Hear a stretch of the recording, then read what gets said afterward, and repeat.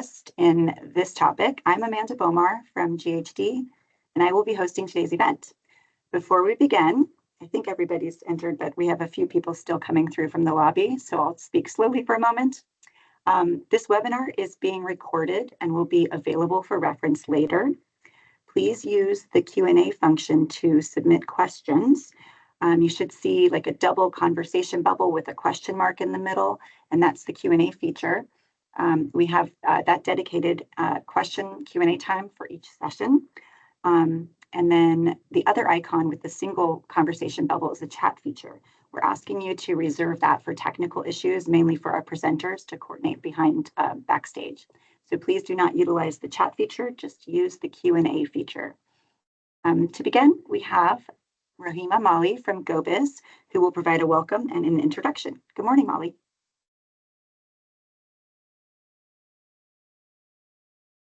Good morning, everyone. Thanks for attending today's webinar. As Amanda noted, this is about our permitting initiative here that we started late last year, and this webinar is going to be focused a little bit more, the discussion will be focused a little bit more on battery energy storage systems, aka BESS. So quickly to run through the agenda, I'll be providing an overview of our permitting initiative and a little bit of background about the energy unit here at GO-Biz, and then we'll get into an overview of best projects in California, how many projects we already have installed, and what we are expecting in the next few years. And then an overview of the state activities related to BESS and BESS safety, what we're doing at the state level.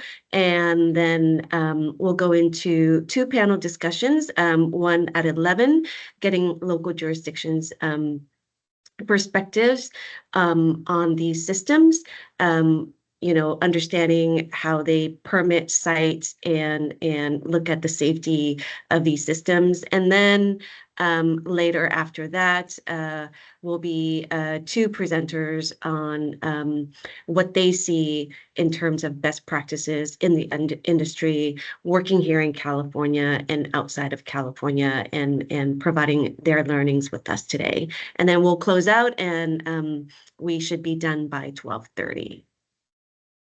Next slide, please.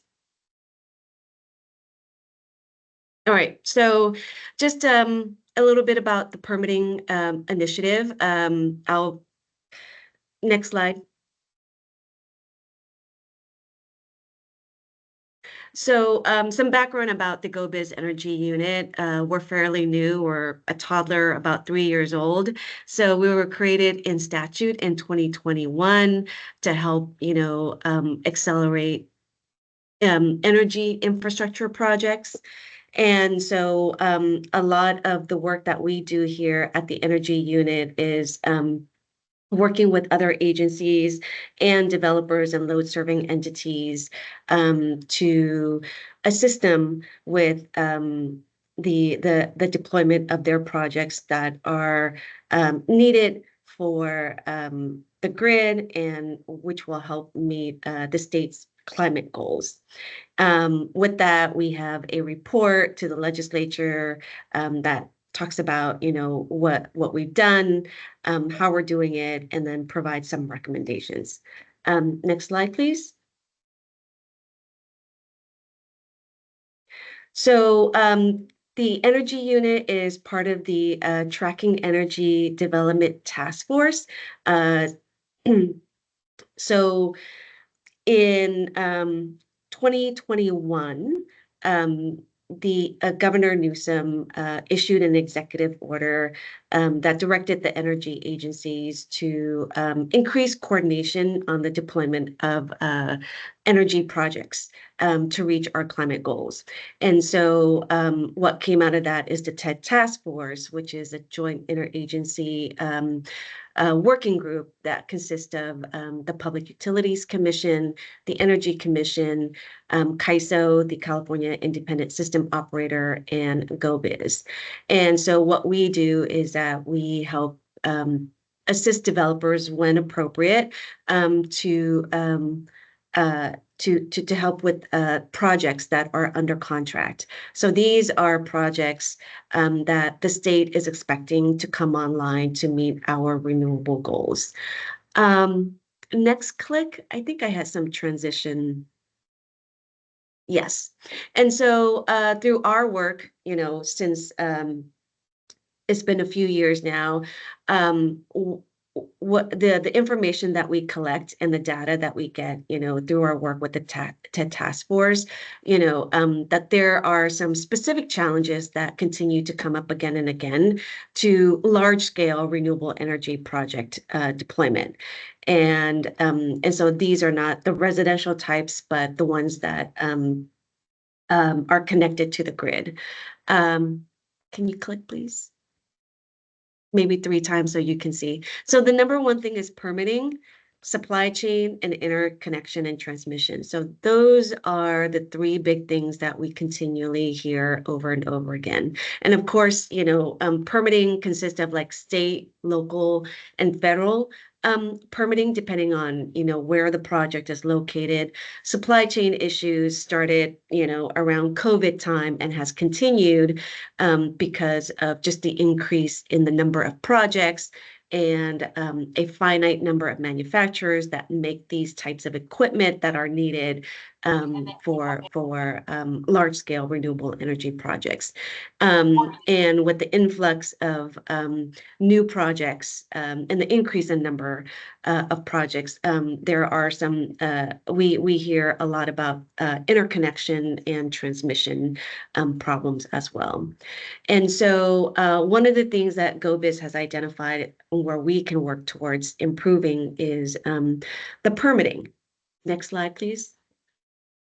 And this is what our permitting initiative is about. So GO-Biz received some budget authority to take on this initiative, which would produce at the end a renewable energy project permitting playbook. And so what that means is that we brought on a consultant late last year, GHD and E3, to help us produce this playbook. And right now, that playbook would consist of the assessment that we're doing right now, which is surveys, one-on-one interviews with developers, communities, and local jurisdictions to produce this toolkit that would include some smart practices and different ways to make process improvements. Next slide, please. So here is the timeline for the permitting initiative. We started, like I said, in late last year. So in December until April of this year, we're collecting data information through surveys, which is online and one-on-one interviews. We're talking to permitting authorities, city and counties, developers as well, community groups and tribes. And then after the collection of data, we'll be working to synthesize and make sense of the information that we have collected so far and pull together a draft report and the recommended tools. And then sometime in August, projected, we'll be releasing the draft report and toolkit for feedback. And then in the late fall is when the final report will be published. And so this is just a quick overview of what we're doing. And because we had started, some of this outreach already, I'm going to turn it over to Lakshmi with E3, who's one of our consultants, to share a little bit about what we've found so far in these surveys and interviews that we've conducted. Thank you, Molly. I'm Lakshmi Lagapan with E3, and I'm a member of the consulting team that's supporting this initiative. I'm just going to spend a little bit of time double-clicking into the timeline that Molly started to discuss, just to give you all a little more detail around our approach to developing the report and toolkit for the Renewable Energy Permitting Initiative. So the initiative is broken into 3 stages. Like Molly said, we're currently in the discovery and data collection stage, where we're doing extensive outreach through surveys and interviews with local permitting agencies, developers, tribes, trade associations, and other stakeholders to really understand what the barriers to renewable permitting are in California today.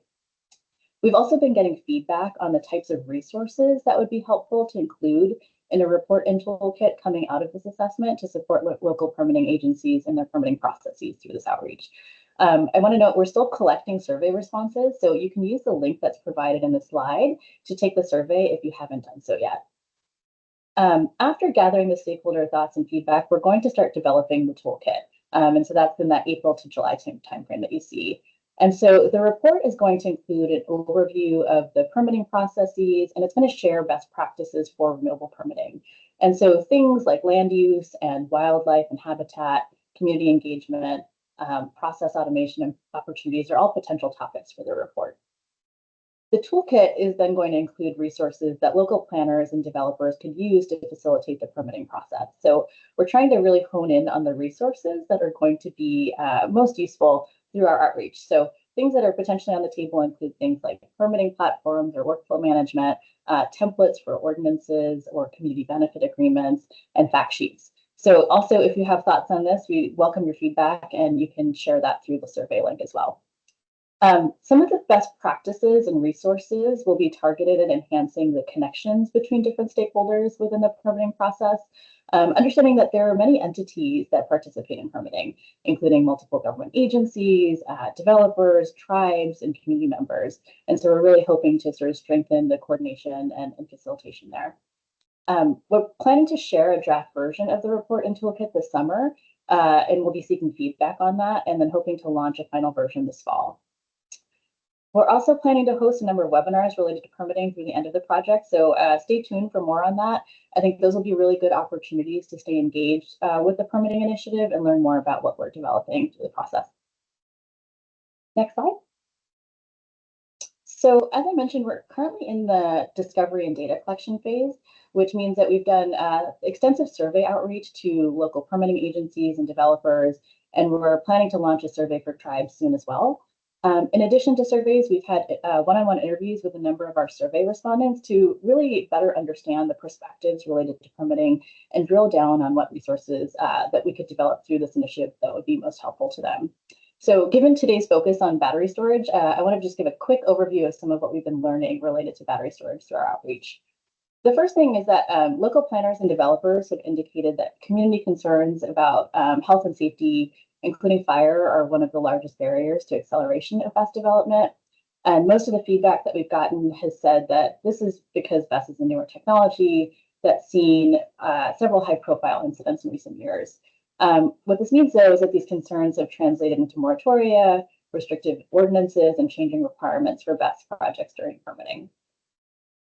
From a time perspective, our outreach has found that BESS projects tend to be some of the most time-consuming projects to permit. And that it seems to be because this is related to concerns around fire safety and the resulting coordination with other departments and agencies like the fire department to ensure that, that a project is safe. When we've asked local planners and developers what resources would be helpful when permitting BESS, we've heard that technical information and guidance around BESS safety through things like model ordinances would be helpful. And within that specifically, we've heard that safe setback distances for BESS projects, emergency response plans, required testing are all things that would be helpful, as this can help planners get up to speed on permitting BESS more quickly without having to figure it all out on their own. We've also heard from local planners and developers that communication of BESS safety information and debunking myths around fire and safety risks could really help to garner more public support for these projects to be located in their communities. And so things that might be potential helpful resources or one-page fact sheets that convey key safety information in layman's terms, because that can really help with information sharing. So this is just sort of a quick sort of a highlight of what we've been learning so far. We've really appreciated the engagement and the outreach we've done to date, and would strongly encourage others who have interest in permitting to please fill out the survey. We are continuing the outreach through the end of April and would love to hear from all of you. Thank you. Great. Thanks, Lakshmi, and thank you, Molly from GO-Biz. Up next, we have some presentations and some information coming from Molly Sturkle and Banu Akemi, both of the California Public Utilities Commission, or CPUC. Molly? Hi, Amanda, can I get a quick audio check again? Yes, I hear you loud and clear. Okay, great. Hi, good morning, everyone. Thank you for joining us today, and thank you for the opportunity to speak. Just a warm welcome to the large number of attendees who are joining us this morning from around the state. I'm really pleased that we're focusing on this important topic that's extremely critical to the success of our clean energy goals in California. My presentation today is, maybe the slide go one more slide, yeah. Thanks. My presentation today will provide an overview of the status of battery energy storage today, as well as where we're headed. I'm going to share information on the role of storage really from the perspective of statewide energy planning that is conducted as part of the California Public Utilities Commission's electricity planning processes. So in my role at the PUC, I've been closely watching the storage market grow for over a decade. And it is very clear to me that we're at a very important inflection point.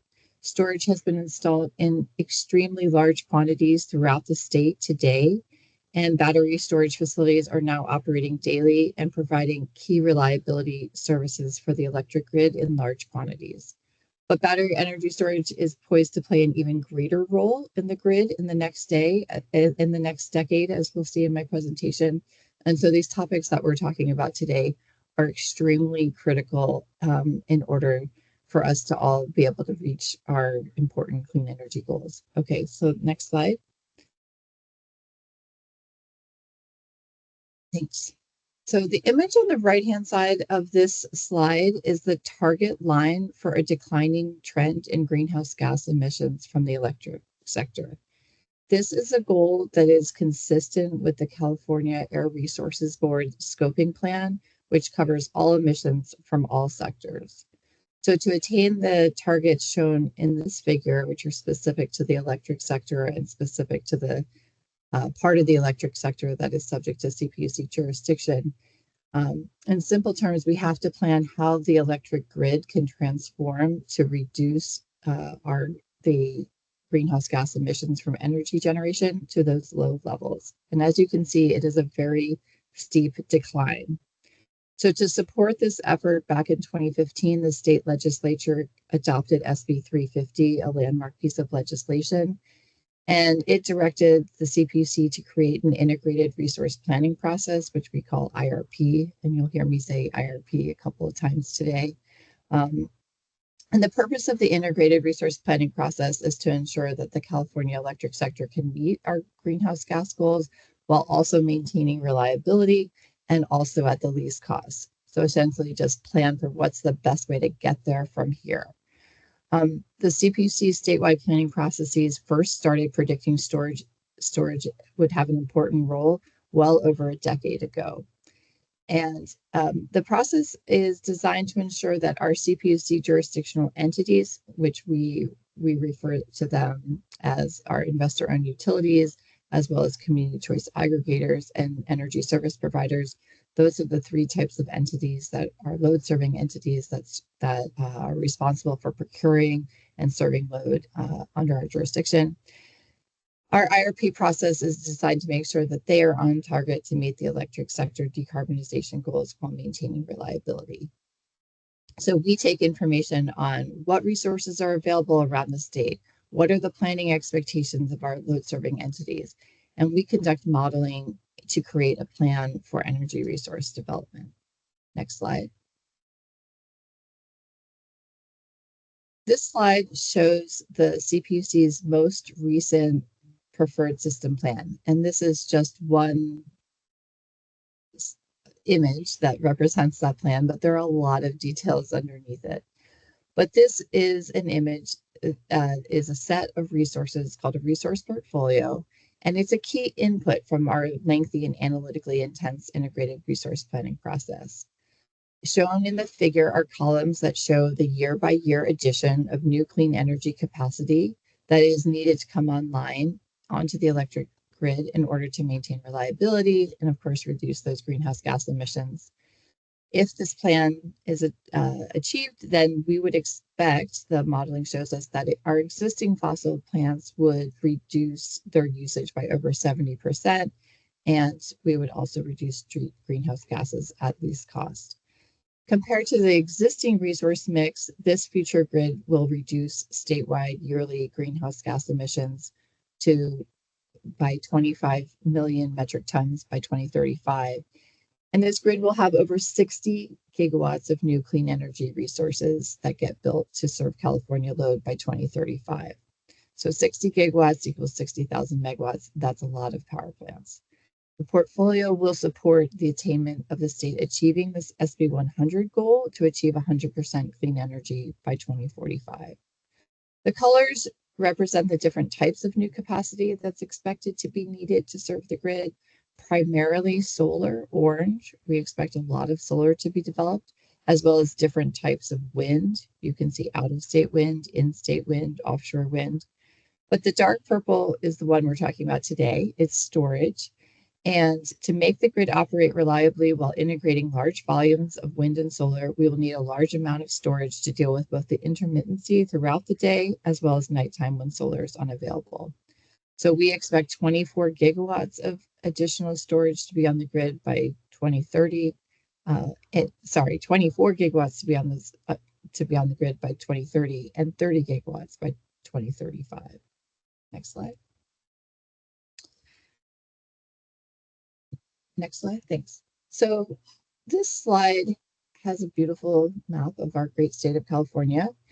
And we have a figure here that shows where throughout the state we expect the new resources to be developed. So we don't just, the integrated resource planning process not only looks at high level of what types of resources need to get built, but it also looks at where they would get built.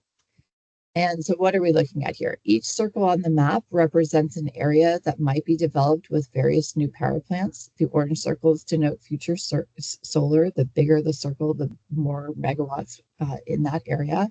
And the purple shows future storage. This type of mapping we call bus bar mapping because it predicts which transmission grid bus bars or substations will likely see new capacity addition. This map indicates the approximate location, resource type, and megawatt size of resources, and it corresponds to the chart we were looking at before. We use the resource planning portfolio and this mapping exercise, and we provide this information to the California Independent System Operator, or CAISO, for use in the annual transmission planning process.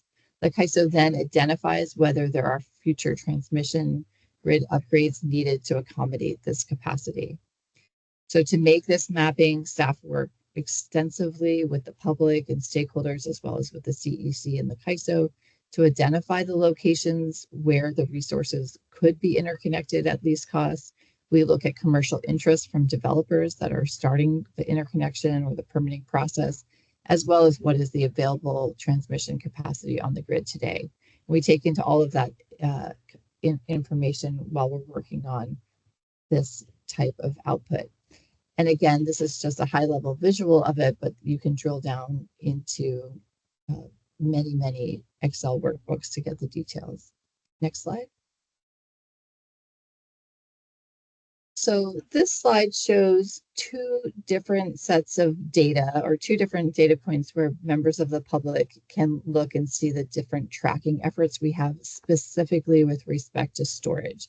But these two data resource centers show you what is on the grid today.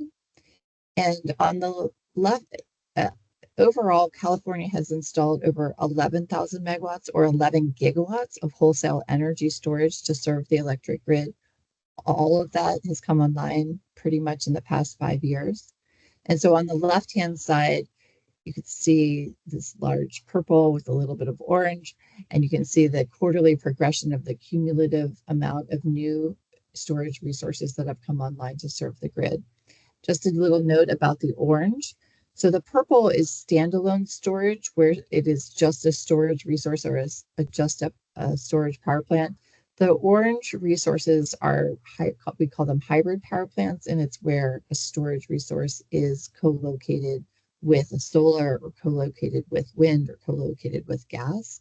And so those hybrid resources also have a component of storage. And so we track the storage component within them.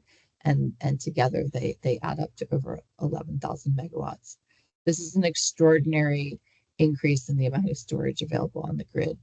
I primarily focus on wholesale storage, which is the stuff that you see on the left-hand side. But we also have a large number of residential and commercial installations going on throughout the state. Another 2,000 plus megawatts of storage is being added to the our energy ecosystem at residences and commercial facilities. And so on the right-hand side, you see the California Energy Storage Systems Survey. This is a data center that the California Energy Commission maintains, and it shows a combination of both the utility side, which I call wholesale side of things, and as well as the residential side of things. And you can toggle the counties on and off and the zip codes on and off and the types of resources on and off, and it will allow you to see what's happening in your specific area. So together, there's over 13,000 megawatts represented on that California Energy Commission data resource. Next slide. Okay, so how are we getting from planning to the installations that I was just showing you about? What's driving a lot of the wholesale energy development in California are CPUC procurement orders. This is, in brief, these are the regulatory requirements to procure enough resources to serve your load. So they are the driving force between the energy storage additions are the requirement that load serving entities be adequately resourced to meet their reliability requirements. Over the past several years, from 2019 through 2023, the CPUC ordered over 18,500 megawatts of new net qualifying capacity. In terms of nameplate, that's more like 25,000 or more resources. And those orders will result in new capacity coming online. It's already started coming online several years ago, and it will go through about 2028. So the standalone and hybrid storage systems have become an extremely popular way to meet the CPUC's procurement orders. And it is one of the fundamental ways that our load serving entities are able to maintain compliance with being able to meet their share of reliability resources that are needed for the grid. Next slide. Okay. And what is storage doing today? I wanted to close my presentation with a visual of how storage is operating on the grid today. On this slide, I have two different visual representations of how storage is working to provide reliability. And so, as you know, storage systems allow us to store renewable energy generated during the day, particularly storage, and dispatch the storage resources when the renewable energy resources are less available, particularly during the evening peak. Market prices are now lowest during peak solar, so they're lowest in the middle of the day during the midday hours. Batteries can charge during those low-priced daytime hours and discharge during morning and evening ramping hours. You probably have heard all of that before, but this is a visual representation of that in data. So in the graphic on the left, I'm showing how batteries typically operate, and I'm using actual data from February 2024. On this particular day, we were using a large percentage of the storage fleet to absorb excess solar energy resources from the daytime when prices were low.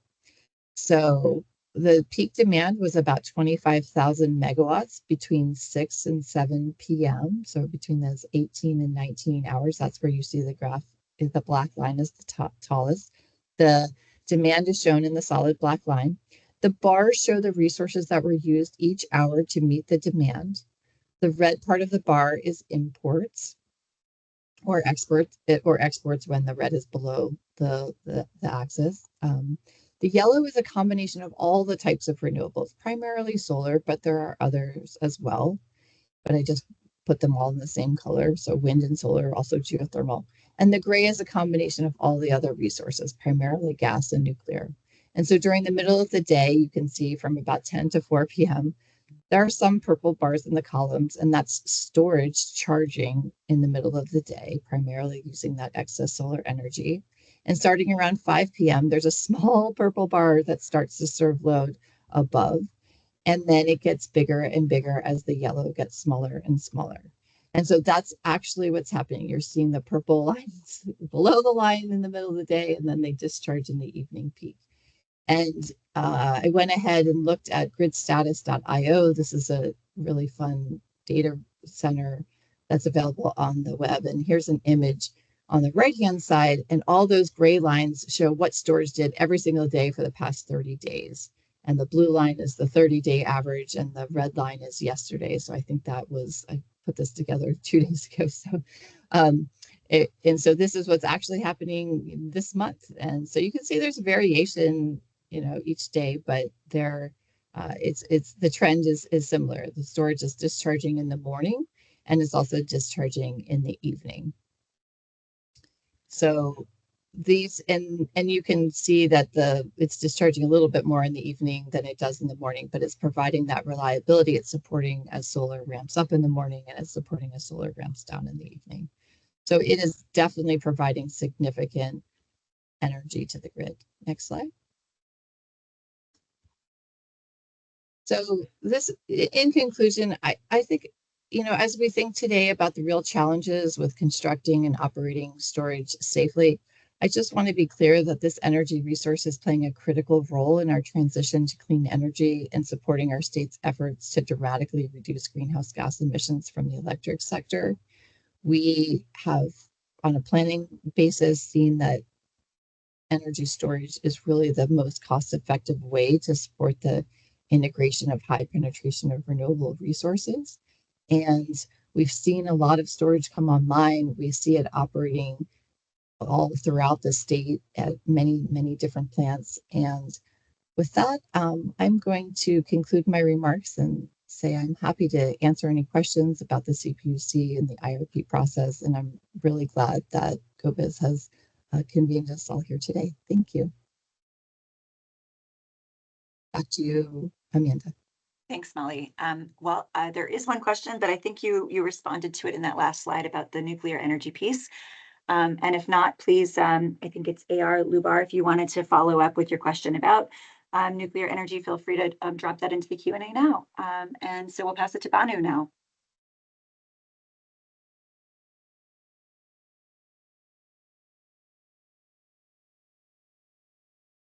Good morning, everyone. My name is Banu Vasimis. I'm a program and project supervisor in the Electric Safety and Reliability branch of the Safety and Enforcement Division at the California Public Utilities Commission. Next slide, please.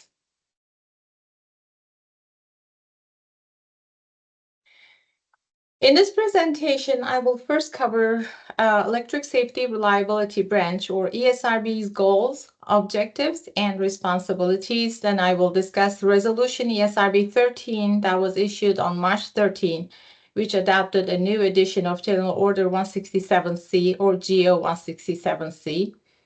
Lastly, I will discuss the results of the survey we have recently conducted, which covered all jurisdictional ESSs in California. Next slide, please.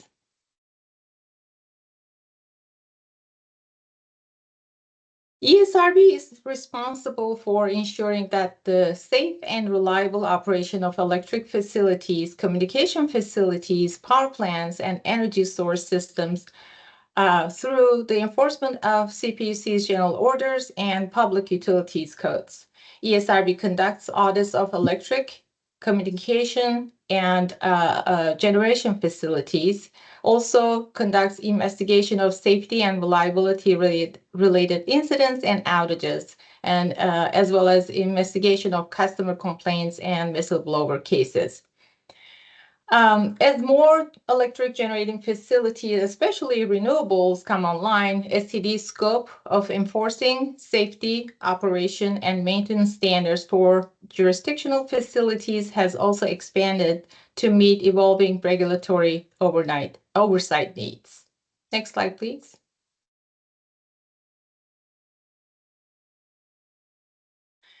General Order 167 was established to enforce maintenance and operation standards for the GAOs and their electric generating facilities to ensure that they're safely operated, properly maintained, and they're also reliable.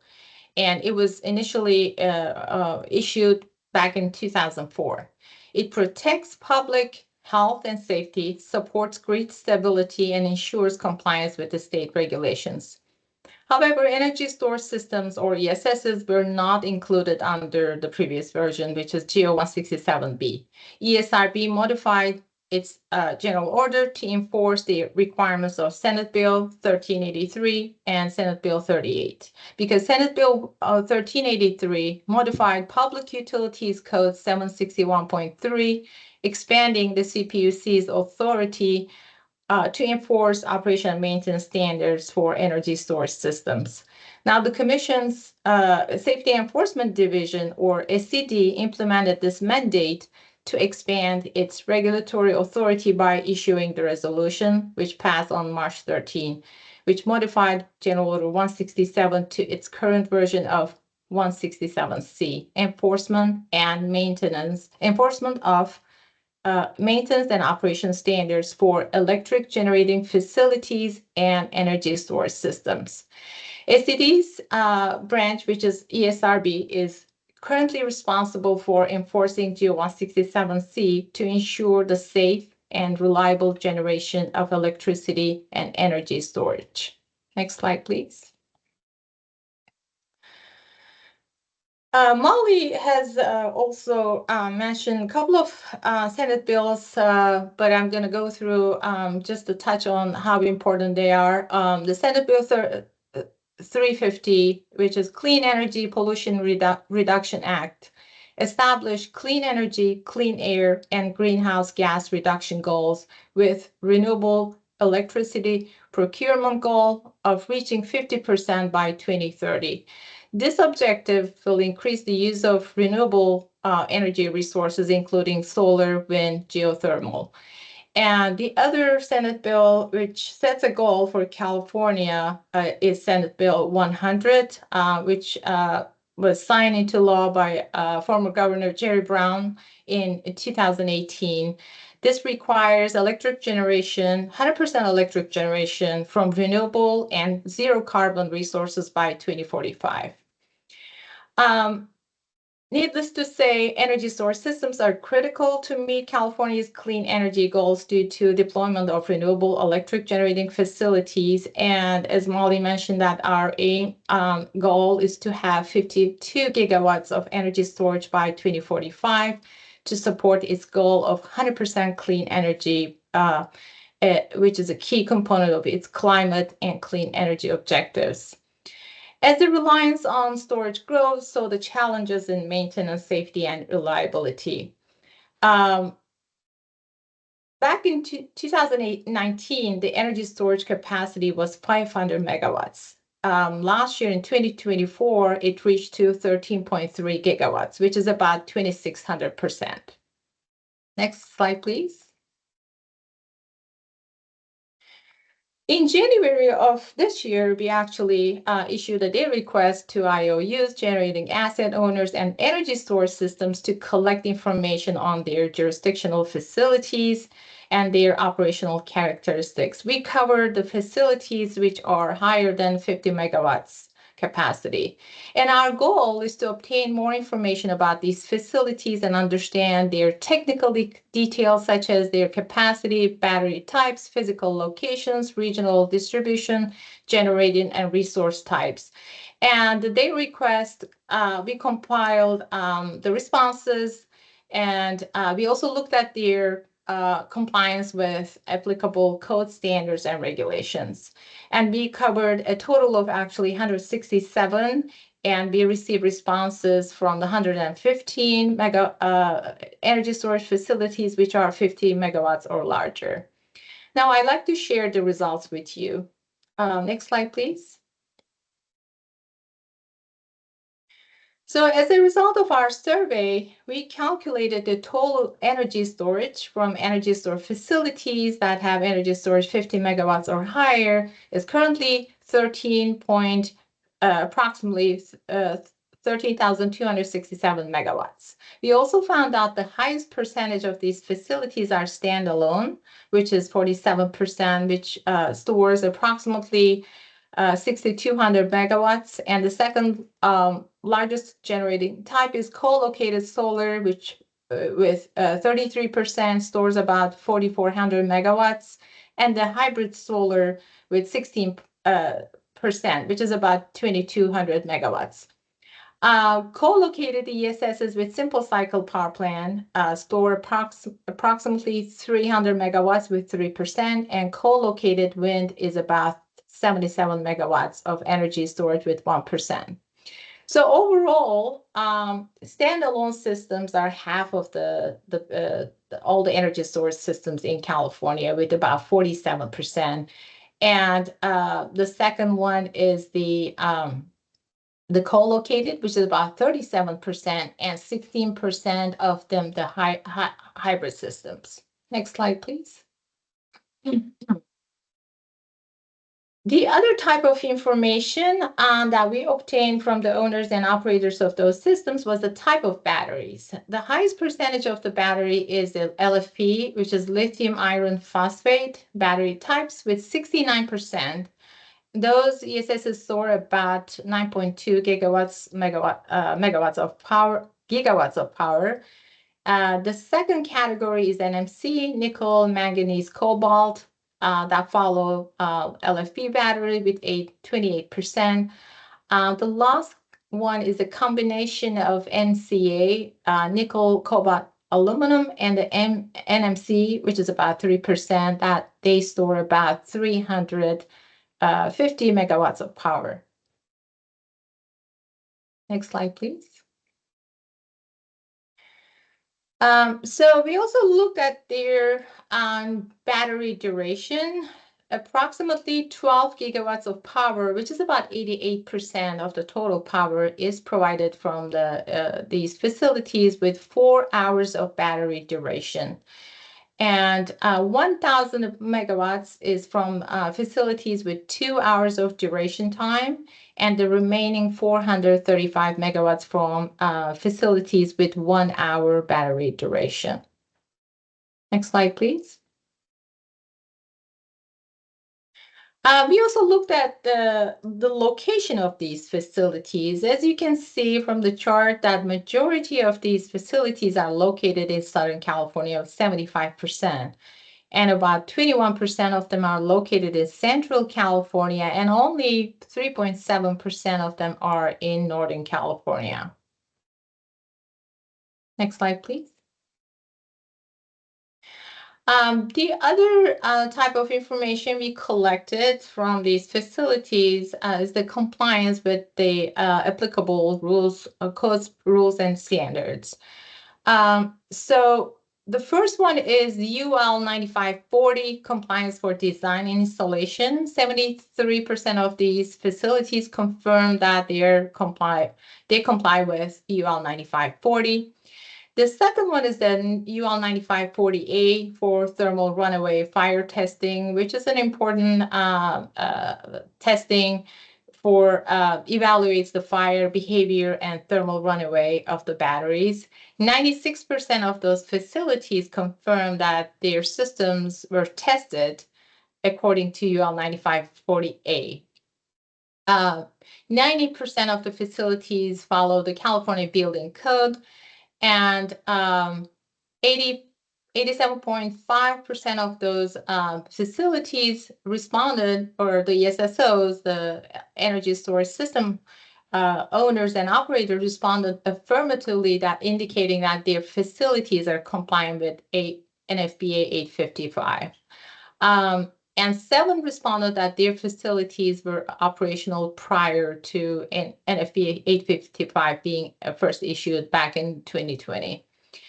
NFPA 70, or National Electric Code, 86 of those facilities confirm that their facilities comply with those standards. Next slide, please. The NFPA 68 provides guidelines for design, installation, and maintenance of venting systems to minimize the damage. So this is 57% of ESS facilities indicated they comply with NFPA 68. NFPA 69 explosion prevention systems, 69% of those facilities indicated they comply with that. For the fire detection system, 76% of the facilities claim that they have some sort of fire detection system, such as heat detectors, smoke detectors, but 56 of those do not have the fire suppression systems. They have the detection systems, but not the fire suppression systems. Large-scale fire testing is the compliance with that is 58%. Those facilities confirmed that they had performed some sort of large-scale fire testing, and lastly, emergency response and emergency action plan. 100% of those facilities confirm that they have emergency response and action plans. In fact, we have received their plans from the 97% of those facilities. Next slide, please. So this graph actually shows their compliance. The orange color, the second bar, it shows the 100% of the facilities implemented emergency action plans and emergency response plans. The second one is 96 with 96% UL 9540A, which is the blue color, the fourth one. And 92% with the California Building Code, International Fire Code for fire safety, 92%, the purple, 88% confirmed the compliance with NFPA 855, and 86%, which is the dark blue, confirmed their facilities comply with NFPA 70, 76% have some sort of fire detection systems, and 73% compliance with UL 9540, 69 NFPA 69, and 57% confirmed compliance with NFPA 68. So these are the results from our survey. We're in the process of working with those ESSOs, and currently we're, as I mentioned, ESRB is currently responsible for implementing GO-167C to ensure that those facilities throughout California can provide safe and reliable energy and storage and power to ratepayers. Next slide, please.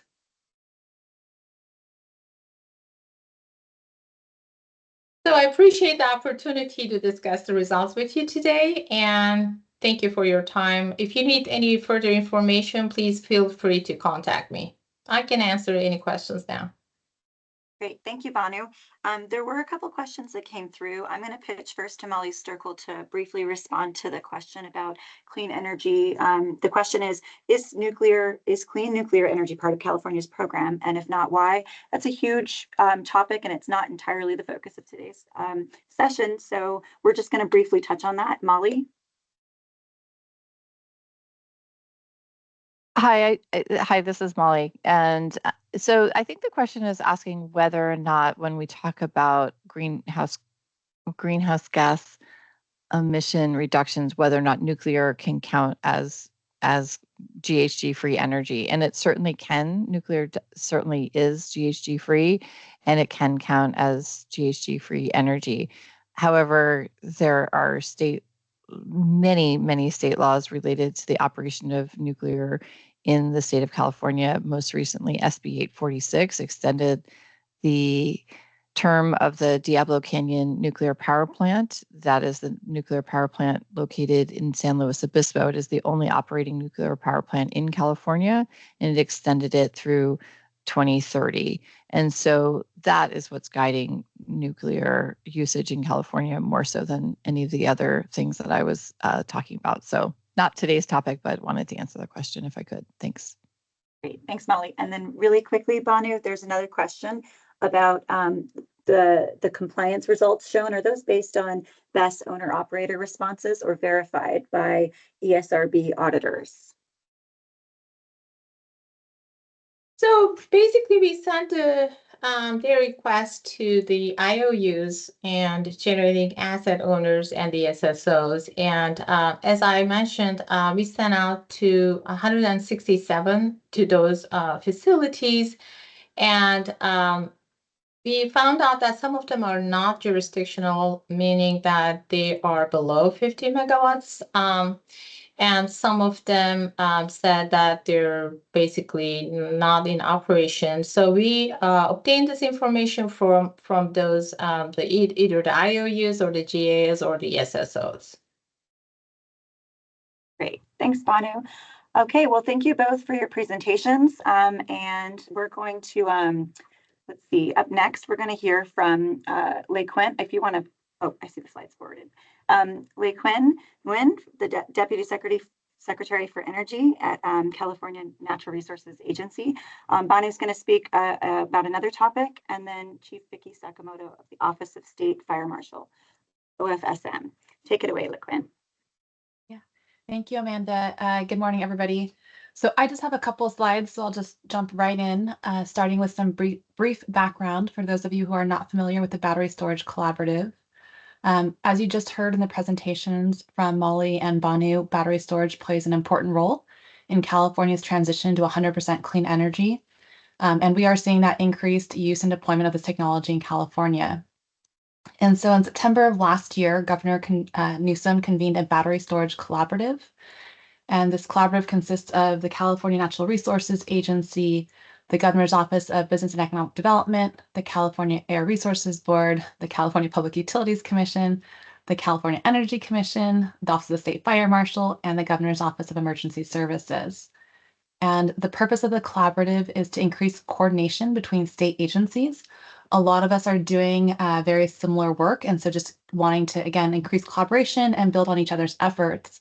Especially as we examine battery storage technologies and safety considerations and look for any opportunities to improve those. So for example, establish best practices or increase training. Next slide, please. So over the past few months, the agencies within the collaborative have taken the following actions. You heard Banu talk about General Order 167. So the PUC made modifications to that to establish new standards for the maintenance and operation of battery storage systems and increase oversight of the emergency response action plans for those facilities. Banu also mentioned that the CPUC and CEC conducted a data inventory of existing battery storage facilities in California, just to ensure that we have baseline information on each of these facilities. So again, she gave those examples of the information that we were received, such as technology, configuration, standards to which they were built. And the PUC, she also mentioned, has plans to inspect existing battery storage facilities in California. And so information from the data inventory will feed into a risk-based methodology that will be used to prioritize those inspections. The CPUC also continues to analyze impacts to energy reliability from battery storage facilities that may be offline or have a reduced state of charge. And then, as you know, the genesis of this webinar, GO-Biz is also working with local jurisdictions to identify challenges and best practices in permitting battery storage facilities and to create permitting resources. And then last but not least, Office of the State Fire Marshal is working on a battery symposium focused on first responders and fire safety. So Agencies in the collaborative, we will continue to coordinate with each other on all of our battery storage related actions. Some future areas of coordination that will be happening are identifying and exploring risk reduction measures. Many of those, the safety issues or concerns you heard about from Banu's presentation, and then we're also going to be doing a webpage to provide updates to the public on the work of this collaborative.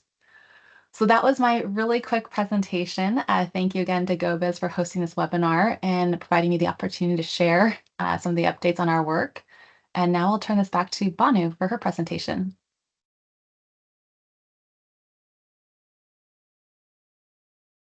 Hi, everyone, again. In case you just joined us, my name is Banu Asimis. I'm the Program and Project Supervisor in the Electric Safety and Reliability Branch of the Safety Enforcement Division at the PUC. Next slide, please. In this presentation, I will discuss the resolution ESRB 13, Senate Bill 1383, Senate Bill 38 mandates, and I will also walk you through the major changes in our General Order 167C. Next slide, please.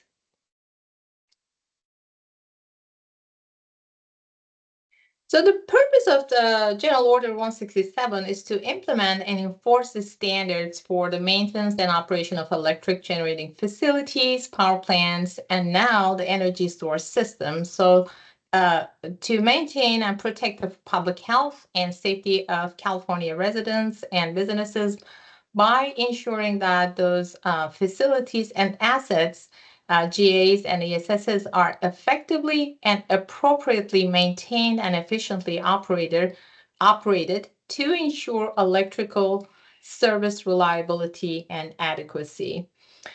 So Senate Bill 1383 modified Public Utilities Code 761.3, expanding CPUC's authority to enforce the operation and maintenance standards for the energy storage systems in California. Now that our Commission's SCD Safety Enforcement Division implemented this mandate by issuing ESRB 13 resolution on March 13, which modified the general order.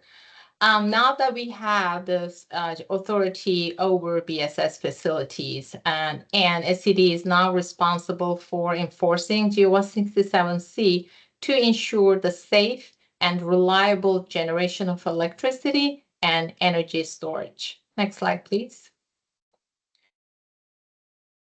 So Senate Bill 1383 mandated the implementation and enforcement, and now that it directs the CPUC to implement these standards for its facilities and electrical corporations and located in the state, right?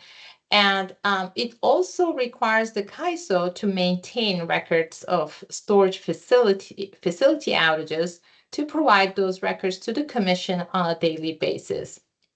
Now, some of the changes that we made in our general order related to this, we updated the definitions in Section 2 to include ESSs and ESSOs, and also added new safety standards specifically for the maintenance and operation to enforce logbook, maintenance, and operation standards for all jurisdictional ESS facilities in California. Next slide, please. SB 38 requires the development of emergency response and action plans for the energy storage systems, and the SB 38 each facility to prepare these plans, and also they are required to submit the plan to the county and the city where the facility is located. In developing the emergency response and action plans, the owner and the operator of the facility shall coordinate with the local emergency management agencies and other first response agencies. In GO-167C, we updated Section 2.4 and Operation Standard 20, which added the requirements of SB 38 requirements. Next slide, please. So I'm going to go through very high level of the changes. We added the logbook requirements, not only for energy storage systems, but also renewable facilities. And that is located in Appendix A and Section 4.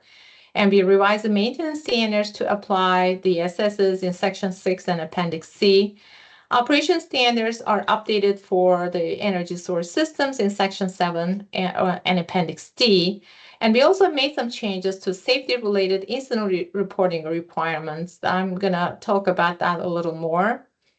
And we updated the definitions, industry code standards, and also made some changes in sections 10, 11, 12, 13 related to violations, commission proceedings, formal sanctions, and as well as the audits and investigations. In addition, in our new general order, we made some technical updates to the standards to improve safety and reliability and effectiveness of operation maintenance activities, such as establishing technical logbook standards for battery energy storage systems. Next slide, please. So I want to talk about a little bit about the safety-related incidents.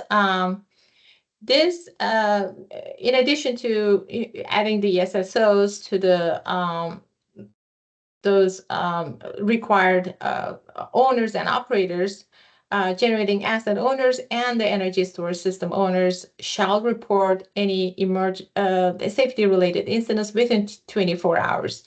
And they can be fatality incidents or injury incidents or damages more than $50,000. Used to be $50,000. Now we increase that to $200,000.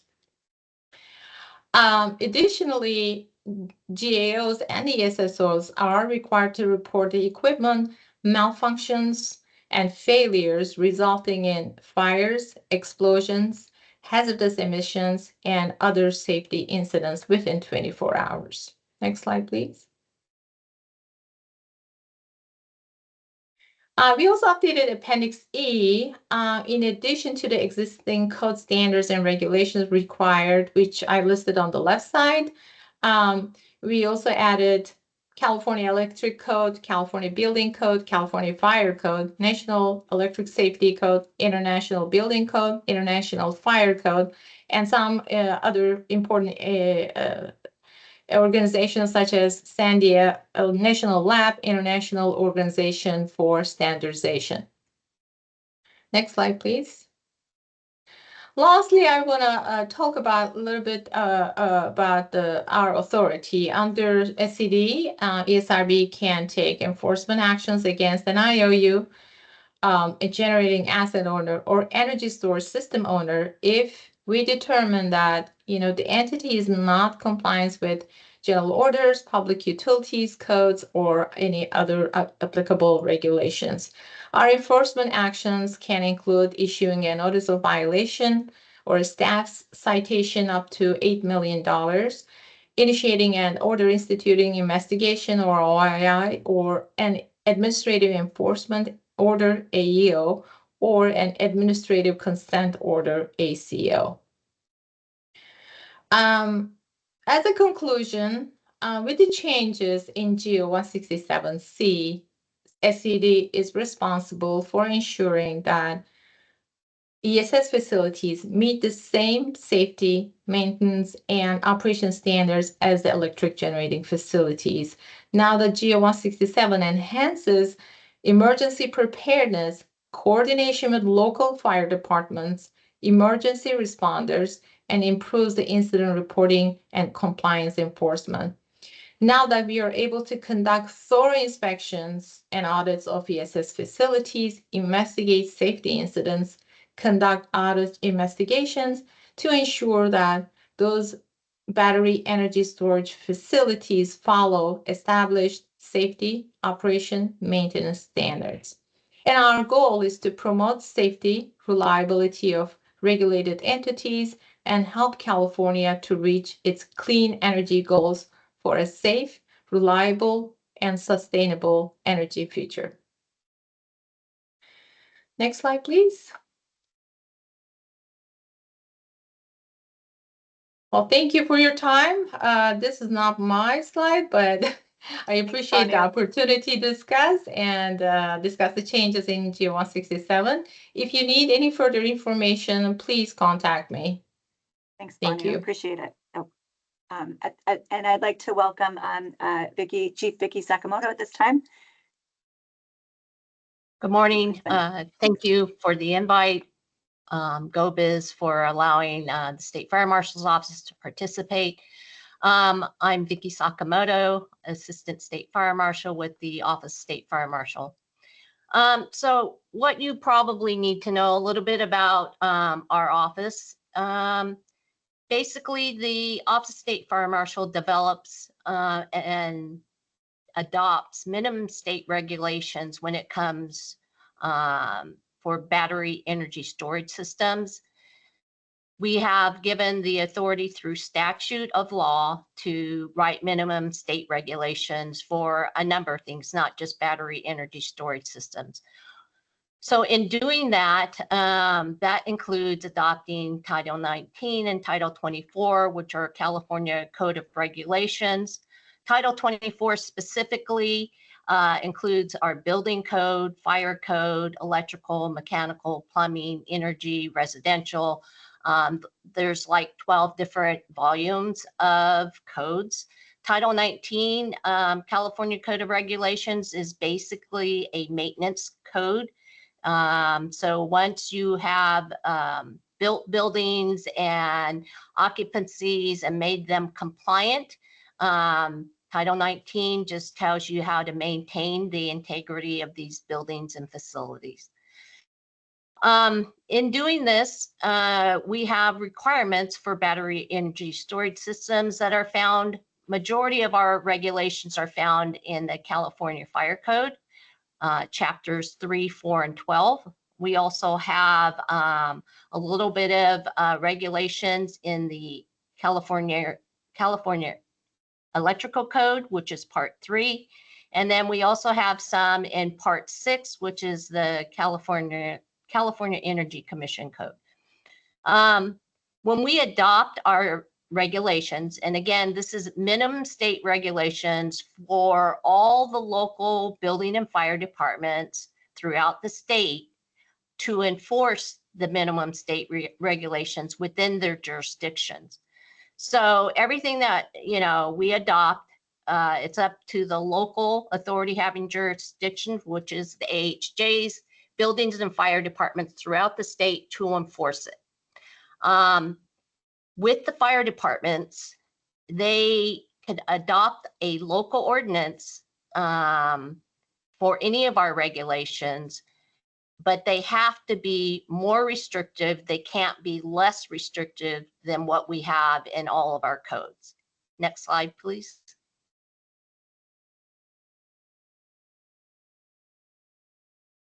Next slide. Okay. So we just recently, so when we go through the adoption process of regulations, it happens every 3 years. Currently, we are in the 2022 edition. We're going through the process of adopting the 2025 edition. Back in February, through the California Building Energy, or California Building Commission, we have to follow a process to adopt and amend minimum state regulations. In this recent hearing that we had with the Building Commission, we had about 28 amendments for the California Fire Code that we adopted pertaining to battery energy storage systems. Most of those were definitions that came out of NFPA 855. And it's just all the different types of batteries now. It's not just lithium ion batteries. Industry has changed over the decades, and there's a lot of different batteries that are being used for these systems. We also adopted NFPA 855, the 2023 edition. You may, if you're following all the adoption processes, currently everybody is saying, well, how come we didn't adopt NFPA, the 2025/26 edition?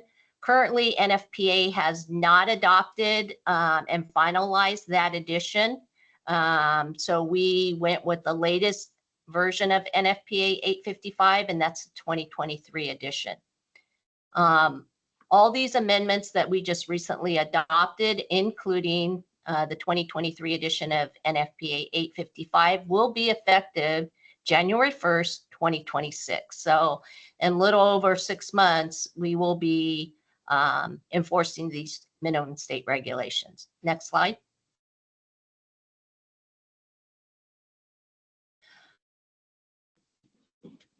Our office currently is working on a work group because we work closely with building officials, fire officials throughout the state. When we go to adopt regulations, we are not doing this in a vacuum. We sit there and we interface with a lot of authority having jurisdictions at what is the best for California. So in doing this with the battery energy storage systems, developing and having, a huge impact in California, we decided we're going to do a lithium ion battery work group. This work group is going to be a membership of, we haven't finalized it yet, probably 20 to 30 people.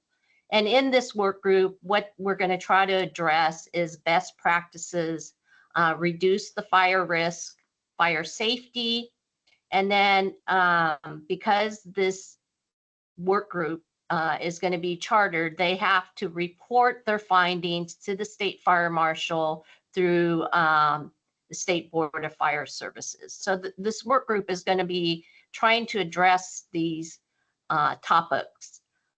The huge concern right now that a lot of local authority having jurisdictions, being the fire service, their main concern is obviously fire safety for the first responders themselves, as well as the communities that they're trying to protect. This has been around for a little bit, and we're starting to have fires, and the main concern is the safety and education and training of the first responders. So this work group is going to try to develop that recommendations in a report to the State Board of Fire Services. Next slide, please. We also are developing a symposium that is going to be coming soon. The tentative date right now, we're trying to decide if it's going to be a 1-day symposium or a 2-day. The date is July 24th, and it may be the 25th. We're working out the fine details.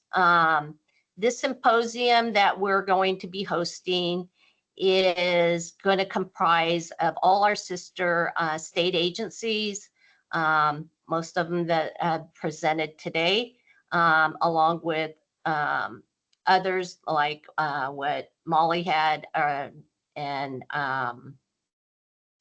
LaQuinn had stated in their presentation. And we're going to involve the fire service in this. There's a lot of labor groups representing the fire service that want to also participate, as well as industry. So this symposium that will be hosted by our office is going to be at the California National Resources Building.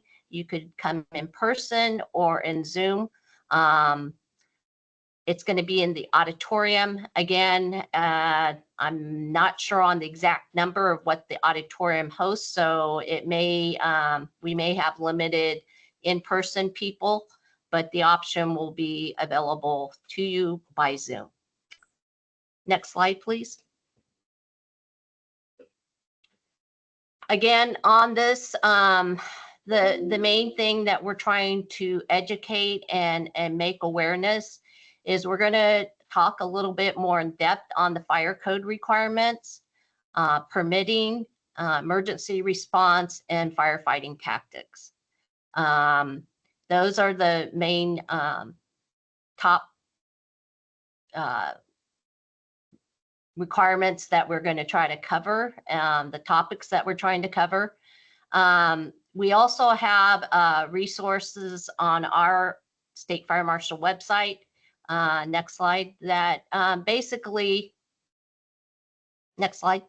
That has information. As we get more information regarding battery energy storage systems, we post all that on our website. So if you need more information from our agency, you could go to the website and find any information regarding that and where we're going in the future. Thank you so much, and I'll turn it back to you, Amanda. Thank you, Chief Vicki. I'm going to start with a question that we received, but I want to make a note here for our attendees and our presenters. Some folks are having issues with the Q&A feature. Rest assured, if you have access to the chat feature, we are also reviewing your comments in there, and we're going to pitch them in time allowing. So I understand it's frustrating. I apologize for the platform. These don't always work perfectly, but we are seeing your messages in the Q&A and in the chat feature. So I'm going to start with a question for Vicki that just came in recently. So the question is, would OSFM consider adopting the 2026 NFPA 855 in the interim cycle to keep up with the rapid changes in code that are taking place? So to answer that, we can't adopt a NFPA 855 2026 edition because it hasn't been finalized by NFPA. They don't have it published. It's going through their technical committee. Their committee is meeting and discussing the final approval process that they go through at their conference in Las Vegas. I believe it's the first week in June. So they have not even finalized that document. It's not even available to use, and it hasn't been published. So as a regulatory agency, we can't adopt something that is not available yet. Once it's adopted, yes, we could go through the process and adopt it. But for right now, with the Building Standards Commission, we could only adopt the 2023 edition because that's the latest of it, edition that's available currently. Excellent. Thank you for that response. Another question came through, and this might be for one of our other presenters earlier. And it's about being concerned about the 9540 compliance data. The question is, did it include LPCs and field certifications?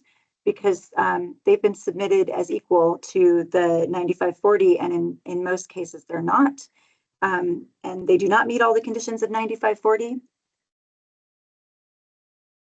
Please, presenters, come off mute if you can respond to that question. Hey, Amanda, this is Mike Nicholas. Thanks, Mike. Hi, I think we ran into some of these problems in Kern County with batteries that were not UL 9540 listed, and they were proposing these limited product certifications or field evaluations, but they did not include a factory look back, which is a critical part to ensure quality control and quality assurance. So a UL 9540 listing has to include a factory look back in order to have any assurance that we're getting the same types of end products. So those are very different things. Great. Do any of our panelists have any other comments about that, the compliance issue there? And move along to other questions. I think that question is for Banu in terms of the data requests and information that was received. Do you have anything to add there, Banu?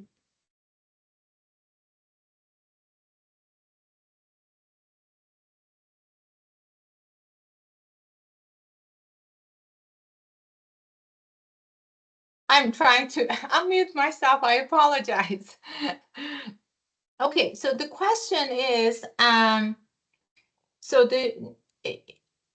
could you repeat the question? 9540 related question? Is that the limited production certification related? Sure. The question is, the person is concerned on 9540 compliance data. The question was, did that include LPCs and field certifications? Because they've been submitted as equal to 9540, and in most cases they're not and do not meet all of the conditions of 9540. Yeah, so the limited production certification, the program gives the manufacturers the opportunity to ship a limited quantity of the UL certification products before, without indicating the UL solutions follow-up services. So at this point, we just collected the data in terms of whether or not comply with this. You know, we are in the process of following up with those storage system owners and operators. We do not have that kind of details, but we will in the process of updating everything, all the details. Great. All right, there are a couple other questions.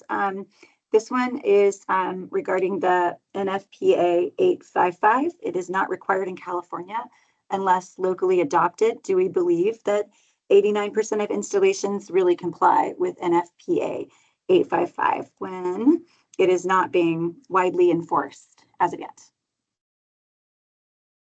If that question is for me, because of the results, yeah, as I said, that we sent out this DR this beginning of actually end of January of this year, and we received the results in February, and so we started analyzing, you know, what's the compliance, and you know, our results are based on what we received, and for the details, we're in the process of contacting each ESS owner and operator to get more information.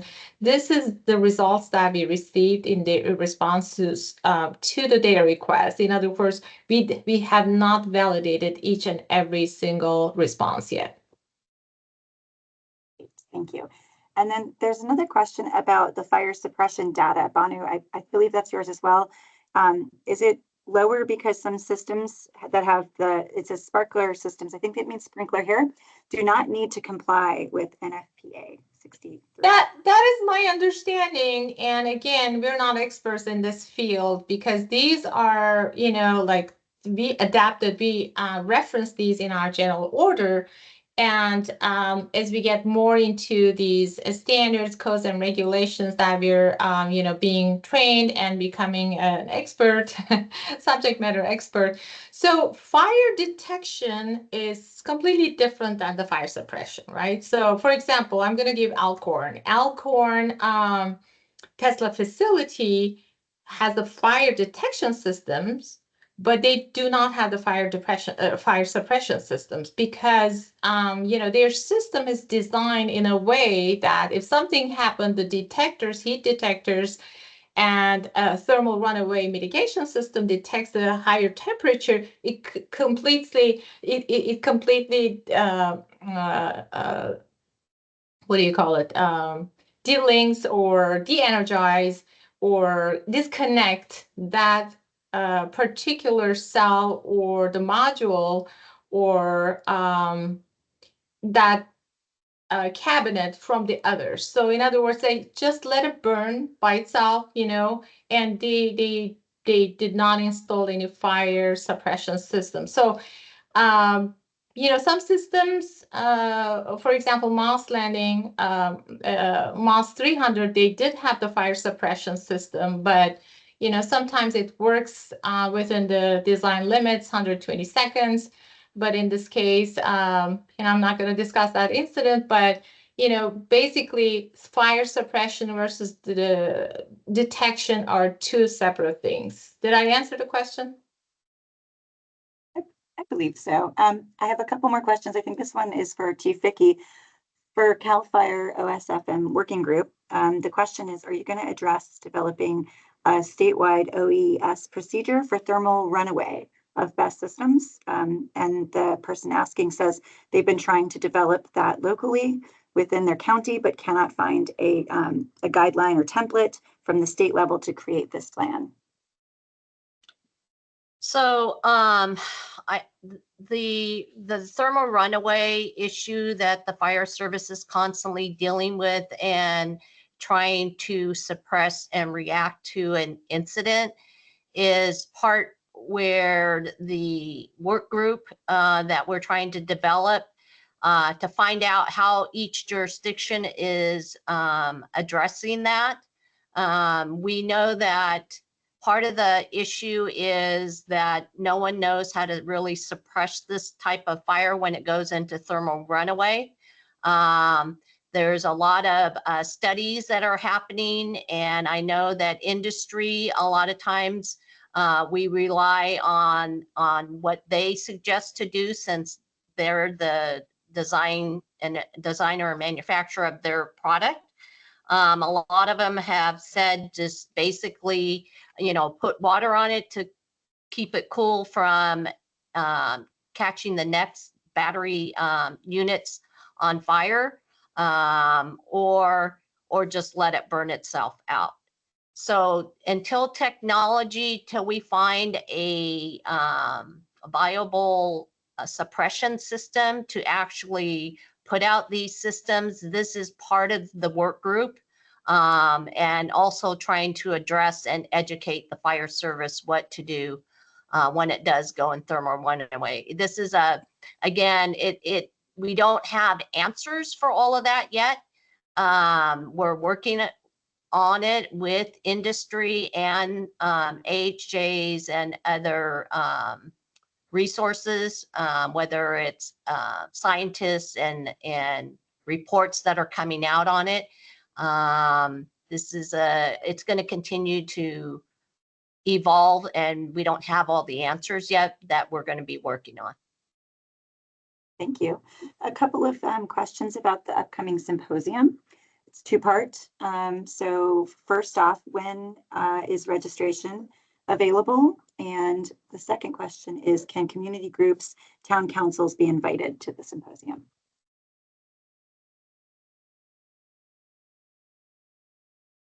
I will, Amanda, I'm assuming I could get a list of people, or maybe we could put it later in the chat of when it comes out, or we could do I guess my question is, maybe if you put your name and contact information in the chat, if I could get copies of it later, and then as we do a blast mail out to everybody once we get the information, the link to do it virtually through Zoom or in person. Molly? We have the contact information for the registered attendees, and so we can include information when it's ready. The details of the symposium, we can send it out to that list as well. Okay, great. Thank you. So more information coming soon if you're interested in that. Let's see, there was a question about the compliance data. Just to kind of clarify, were those percentages based on the number of responses or on megawatt hour basis? They believe that the compliance number is higher if we look at the megawatt hour basis. Banu, are you? Yeah, so we got the list, as I mentioned before, from the IOUs, and we got a list from the CECs, and we have our own list from the generating asset owners. And so the list that we compiled, a big, large list, and we didn't know at that time that those facilities capacity, right? So, and we made it clear that, you know, if you're, and you got the results from each and every facility regardless of their size or megawatt capacity. So some of them are slightly over 50, some of them below 50. So it covers all the facilities, and the results that I mentioned in my presentations for the facilities store 50 megawatts or higher. Excellent. There's a question about proposed BESS facilities, and yes, to answer your question, in our next section, we will talk a little bit about that.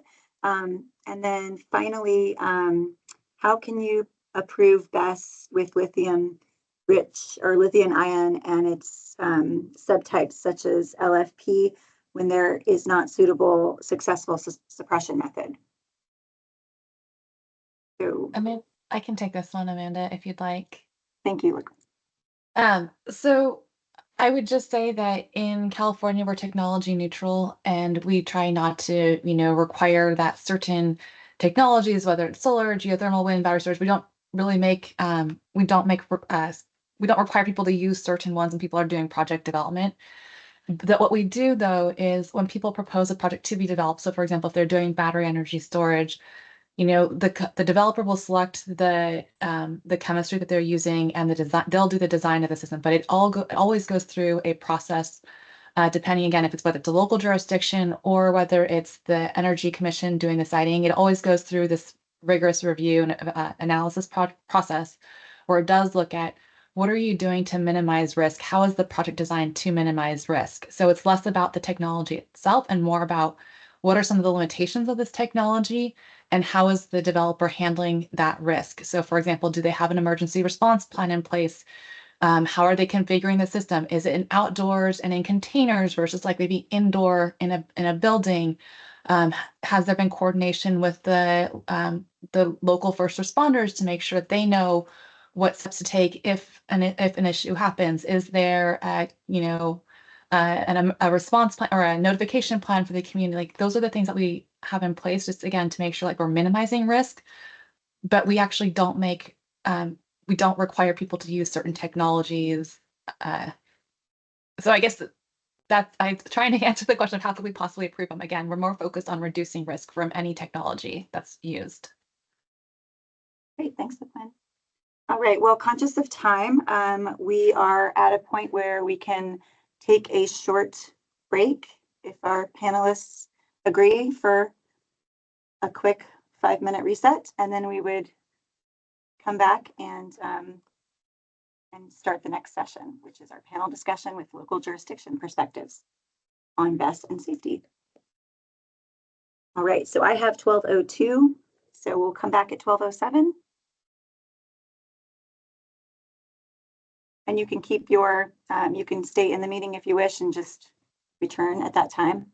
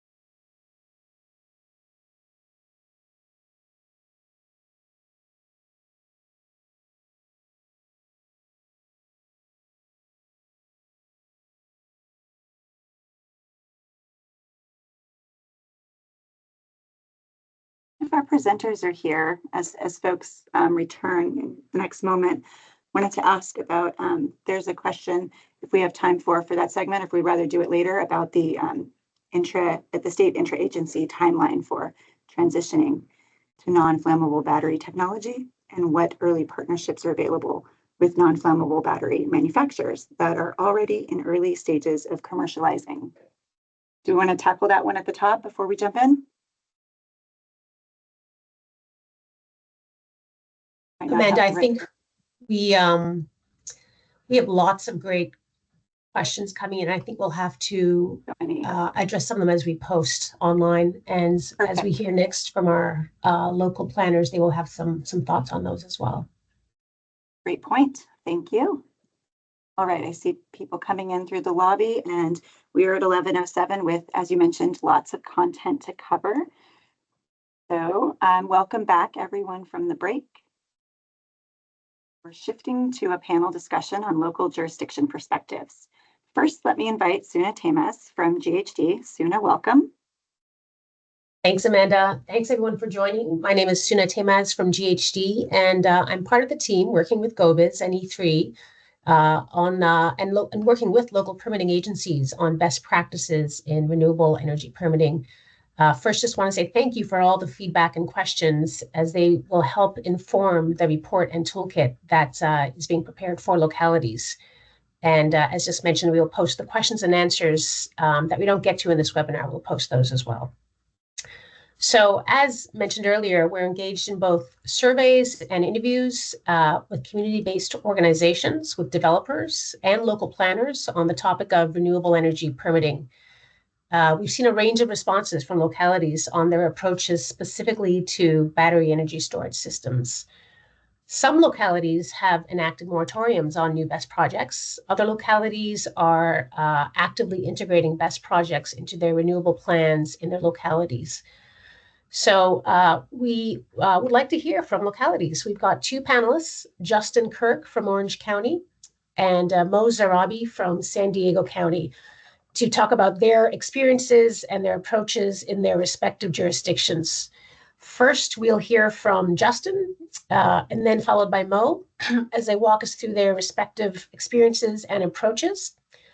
And with that, Justin, if you can come on camera, and over to you. Good morning, everyone. My name is Justin Kirk. I serve as the Deputy Director of OC Public Works and as the Planning Director for the county. Quickly, if we can go to the next slide. Our county's process is really started with a board action from our county supervisors to start researching and considering drafting of an ordinance for regulation of these types of BESS facilities. The Planning Commission has authorized our initiation of a general plan amendment and zoning code amendment associated with these facilities. Due to concerns raised by constituents in a number of our districts and the lack of regulations for these facilities, the board approved a supplemental item which established a 45-day urgency moratorium, and then extending that through the balance of the calendar year, with direction to come back before the end of the year with an actual ordinance. So that's kind of where we started, or where we are currently at. Next slide, please. In our beginning process, we began reaching out to various energy companies, San Diego Gas and Electric and Southern California Edison, as the two main energy providers within the County of Orange, as well as our Orange County Fire Authority and a number of commercial and industrial operators of these facilities, and to get feedback as we begin to kind of draft our ordinance. And relatively consistent across the board was trying to find a consistent approach with other jurisdictions, rather than having a patchwork process of how these things would be regulated. Understanding a more objective and predictable permitting process, getting into places where there's easy interconnection to the energy grid. Interestingly, though, that kind of contrasts with some of the more local discussions that we've heard about not wanting them too close to residential uses or non-industrial areas. We have had discussions in direction with OCFA about limiting these facilities to high fire or excluding these facilities to areas susceptible to wildfires, and then also considering a prohibition on facilities designed to be wholly enclosed, focusing with encouraging outdoor uses.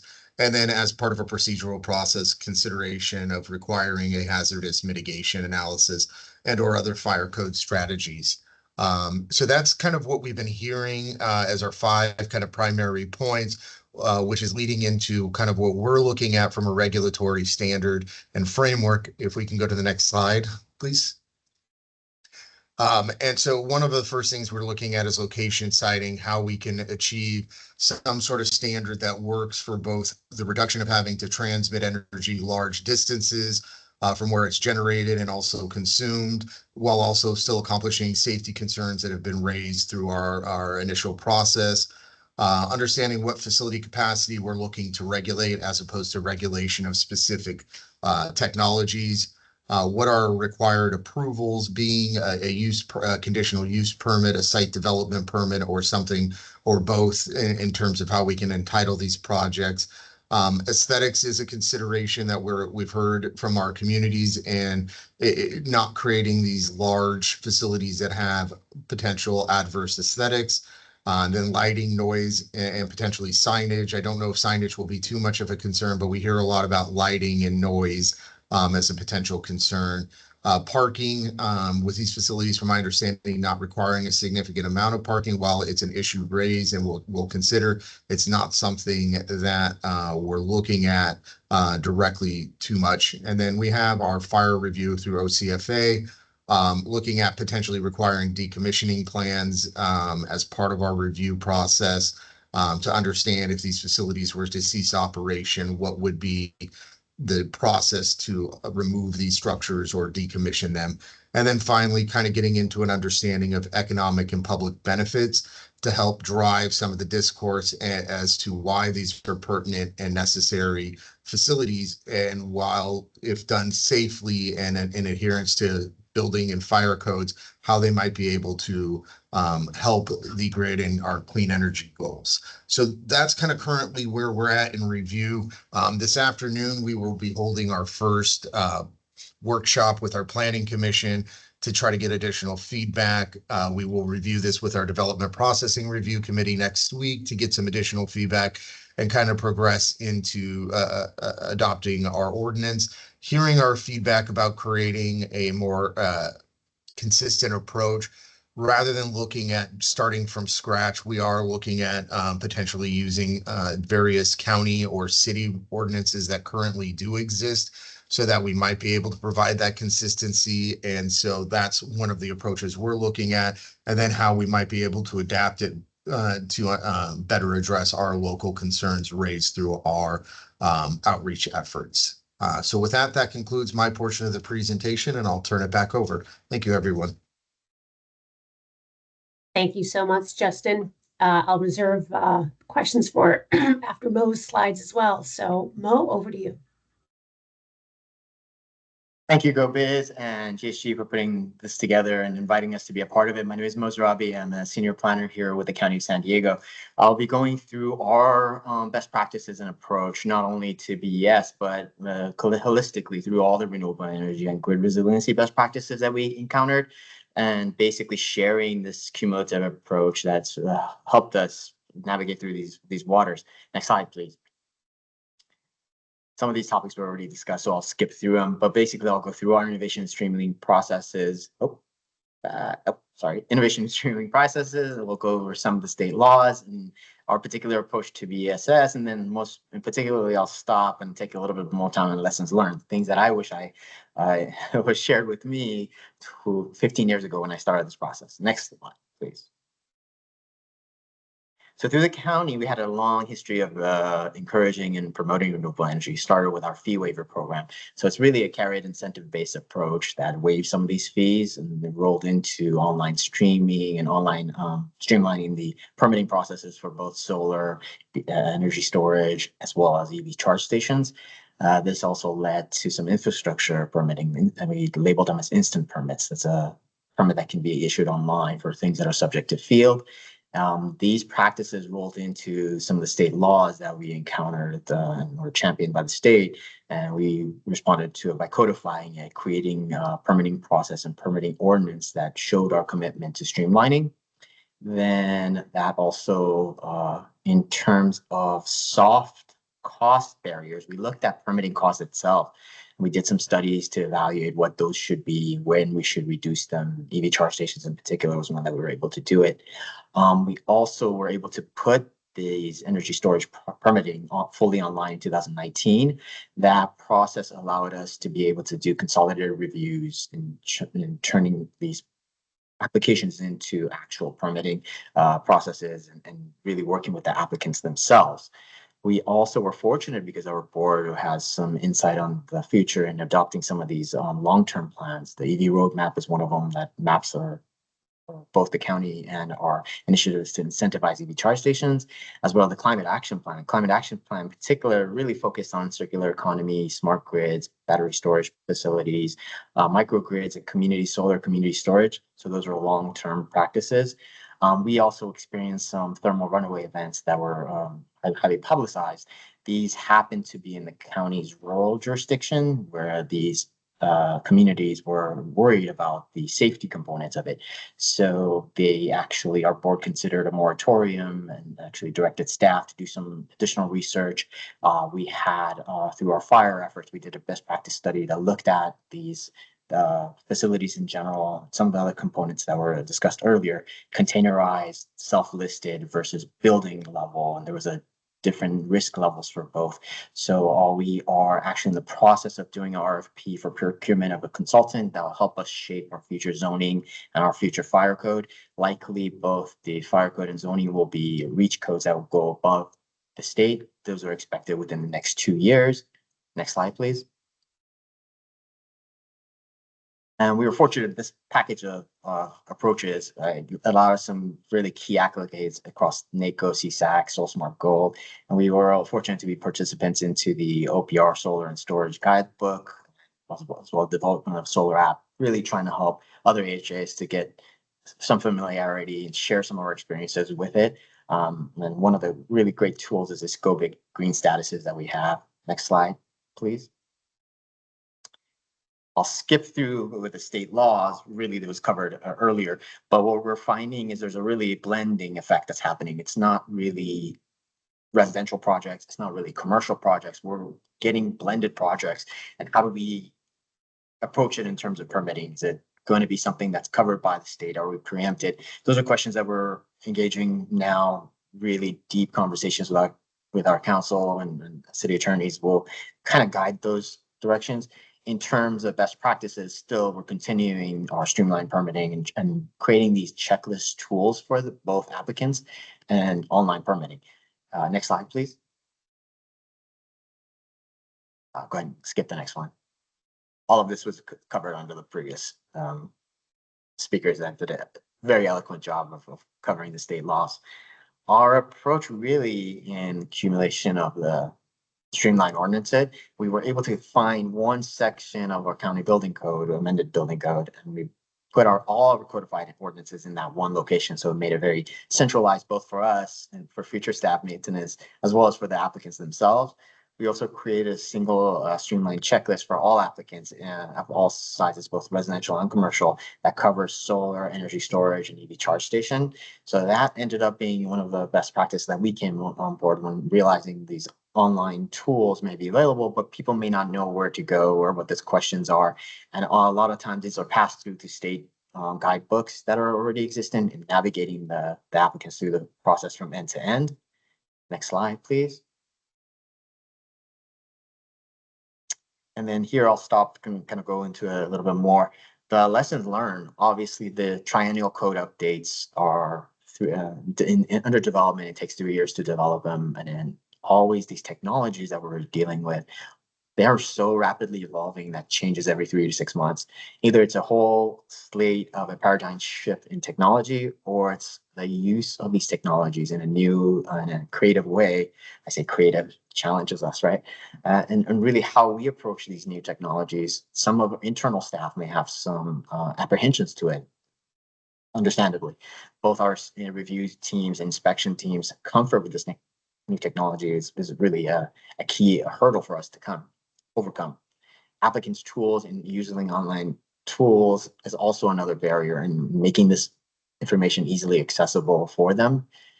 In addressing those, we realize partnership with manufacturing industry are like the best approaches for it.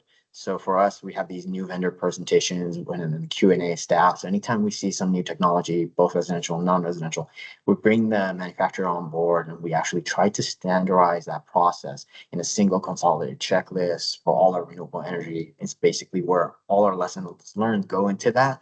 And then we're working on these pre-approved lists and pre-approved products where it becomes so much easier to approve things that we were seeing all in repetitive form, essentially both residential and non-residential.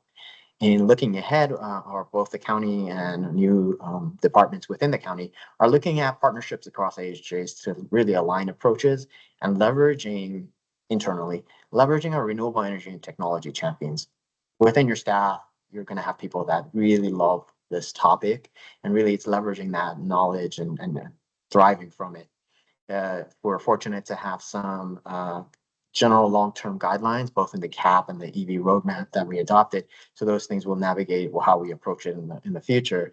And really with some of the reach codes being challenged by the state laws or preempted, we're looking at how we can better build incentive programs and how we can incentivize things to actually motivate behavior. So we have consultants that are looking at the evaluation of it. I mentioned this before, but really we're looking at how does fire science allow us to amend both our fire codes as well as our zoning ordinances to better accommodate and make these projects safer for those communities, whether it's spacing, types of technologies, their location, their duration, all those wonderful things that were discussed earlier. We're trying to package that together, and it sounds like multiple jurisdictions are taking the same approach as well. Next slide, please. I'll stop there. There's my contacts. Please feel free to reach out if any of these things I mentioned are of interest to you guys, and I'll take any questions.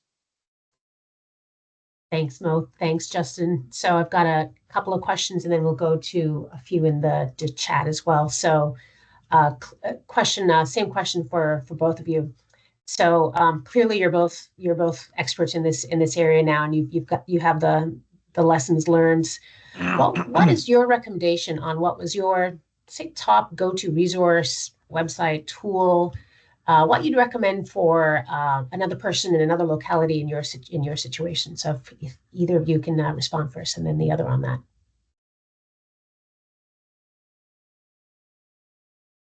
To start, obviously, by no means do I claim to be a subject matter expert on this, but I do look for subject matter experts.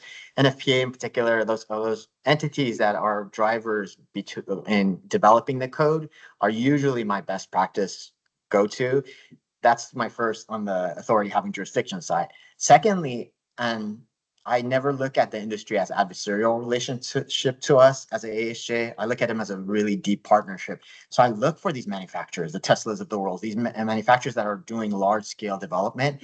And quite honestly, I approach them as, you are the subject matter experts. What do I need to know about this topic? What do I need to know about this to basically assist you better, as well as like listening to our community. So we have a really deep stakeholder outreach that we do in the community outreaches that we do, and listening to these needs and how it directly can impact their communities and trying to really balance that. So that's my personal approach to it.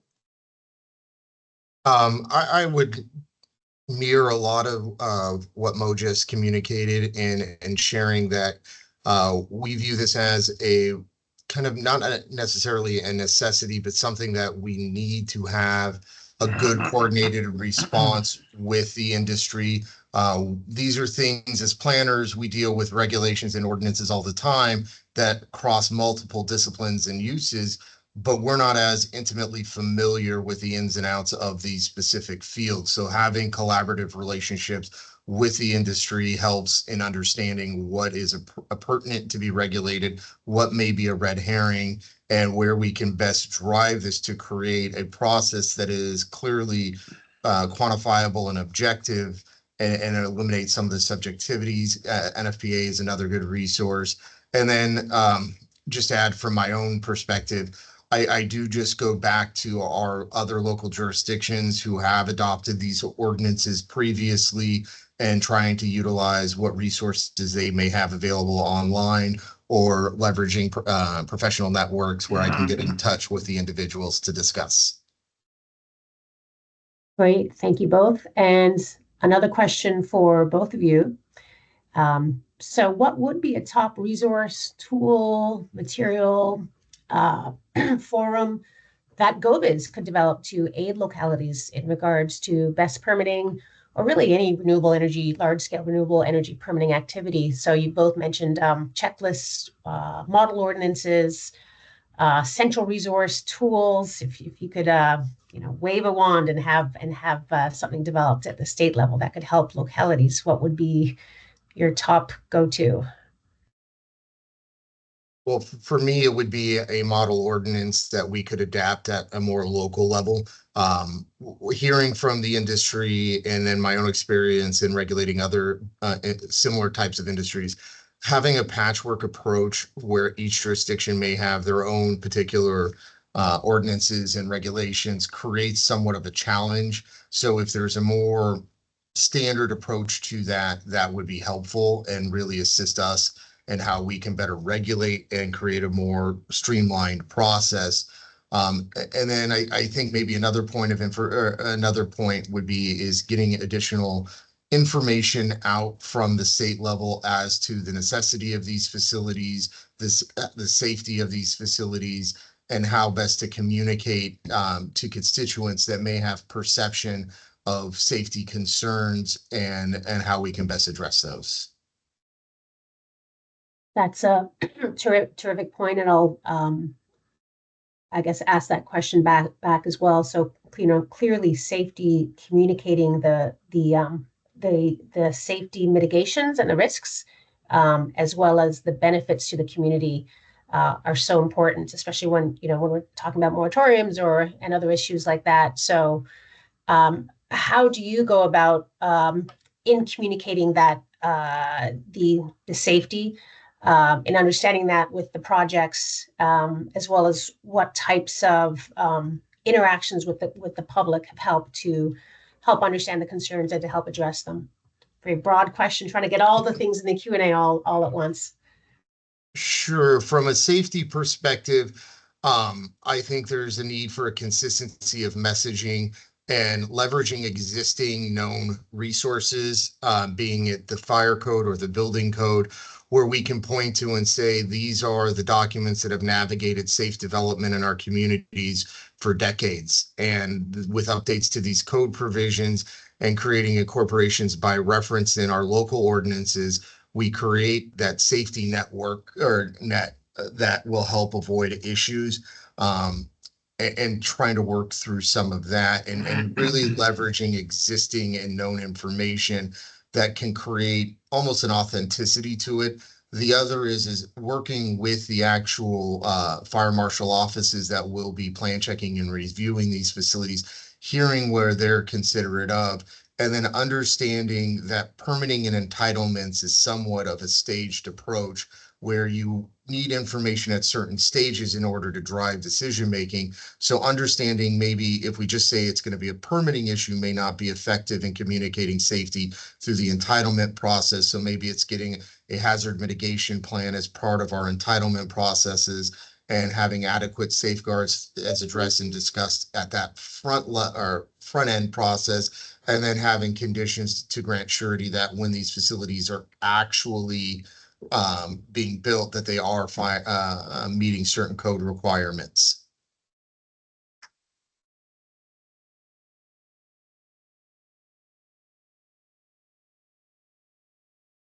Great. Mo, did you have anything to add to that as well? No, I think Justin did a really great job of capturing it all. On the permitting end of it, we can only do so much as the permitting having authority, right?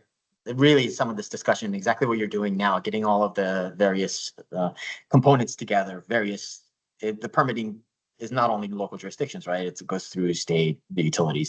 So it's good to have everyone on board. Largely, the challenge is for the industry to prove that these technologies are safe to us, right? Whether it's the listing that does it, or whether meeting certain fire codes, or just having fire signs show us that it's really a safe product, right?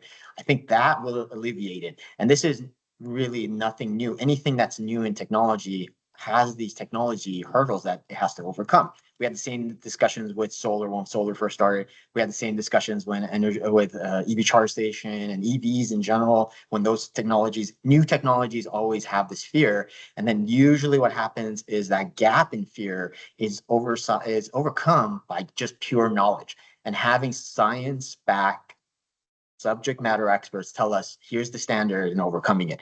A lot of times those are really driven by the industry itself, if that makes sense.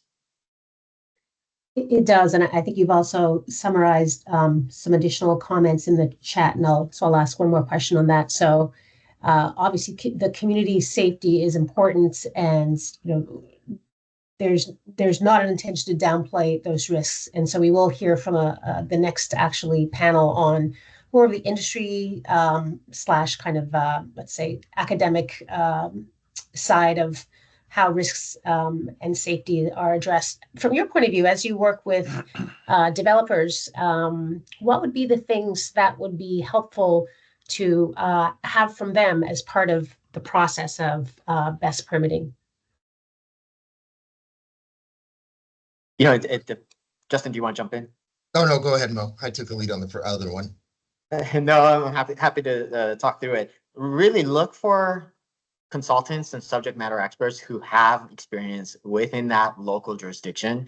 That's the first and foremost challenge, is making sure that the consultants packages that you put together meet our standards, right? So that's really, really key. Out of state, generally speaking, out of state may have obstacles to come. So within state, realizing California's codes might be a better approach overall. And secondly, making sure that you have all of those studies, the fire suppression, we talked about all those things that were earlier, and I think we'll probably talk about it at the end, making sure that the package that you're putting together addresses those in a way where it not only addresses our requirements, but likely you will have a component of stakeholder that engages that applicant and makes the applicant be a part of that conversation. So having the consultants really shepherd those conversations early on and addressing those fears is really key. I would agree and add an earnest and authentic approach to telling the story of safety, telling the story of the demand and need from the developer's perspective would be exceedingly helpful, and having that good science prove out good projects. I've seen over the course of my career, developers not in this space but in other spaces treat concerns from constituents as a lack of knowledge or a lack of understanding, as opposed to a actual concern. And it may be perception, and perception is sometimes harder to address than reality, because reality we can confront with objective standards and quantifiable data, whereas that perception is hard. And so I think from the industry's perspective, if there could be that earnest approach of an authentic approach as well, where it acknowledges and addresses that these concerns are legitimate, but here is how we tell that story of good science and solid information of how these concerns are addressed and not just dismissed as being not an issue. We hear a lot of, well, it's a safe technology, and that conversation ends there, but it's like, well, why is it safe? How is it safe? And what can we address with those local groups to make sure that they know their voices are being heard and considered? Great, thank you. The two main takeaways I hear there, and the questions are in that vein as well in the chat. One, making sure the say holistic set of information is provided from the, say, the permit applicant, the developer, and then two, having that secondary let's say third party to be able to confirm or review the safety standards. So both very important steps in the process. Mo, you'd mentioned getting full information from the permittee. Do you do a pre-application discussion, or do you provide permittees with a checklist to be able to get all that information to you in a way that is useful? Very good question. And for us, the approach is largely both. We have a checklist that basically encompasses everything, but largely it's so much information that it might be overwhelming for applicants. We have a pre-review process, which is free. Basically, you come into our offices and you meet with all the specialists. You go through the lobby and literally walk through the various specialties. And at the end, you leave with an initial set of comments. The pre-review is intended to figure out if the plans are adequate for intake, but it gives you a very, very slight touch point with it. You can even request to have, and I would highly encourage this, request to have a pre-intake meeting with us where we actually get everyone in the room and walk through the process itself. I think the more the applicant can provide, the more touch points there are early on, it'll actually alleviate some of the plan check cycles in the future. So I think I'm fortunate enough to be on the review side of it too. I highly encourage you to reach to your local jurisdiction early. And then secondly, figure out, and often this is the challenge, figure out which permitting processes you're obligated to take. Meaning, am I going to trigger only local permitting? Will I have local and the state? Do I have to go through local, state, and utility? Will I have, what kind of fire review will I have? Those kinds of things can be sorted out very early on as well. Great, thank you, Mo. And Justin, any comments on that as well? We do through other permitting processes, and as we develop with the BESS facilities, we would have a checklist mirroring Mo's comments. I would heavily encourage early coordination. We do pre-meetings and pre-filing meetings, and then we have a pre-application process that can provide a little bit more or longer term assistance. I tell applicants typically an ounce of prevention is worth a pound of cure.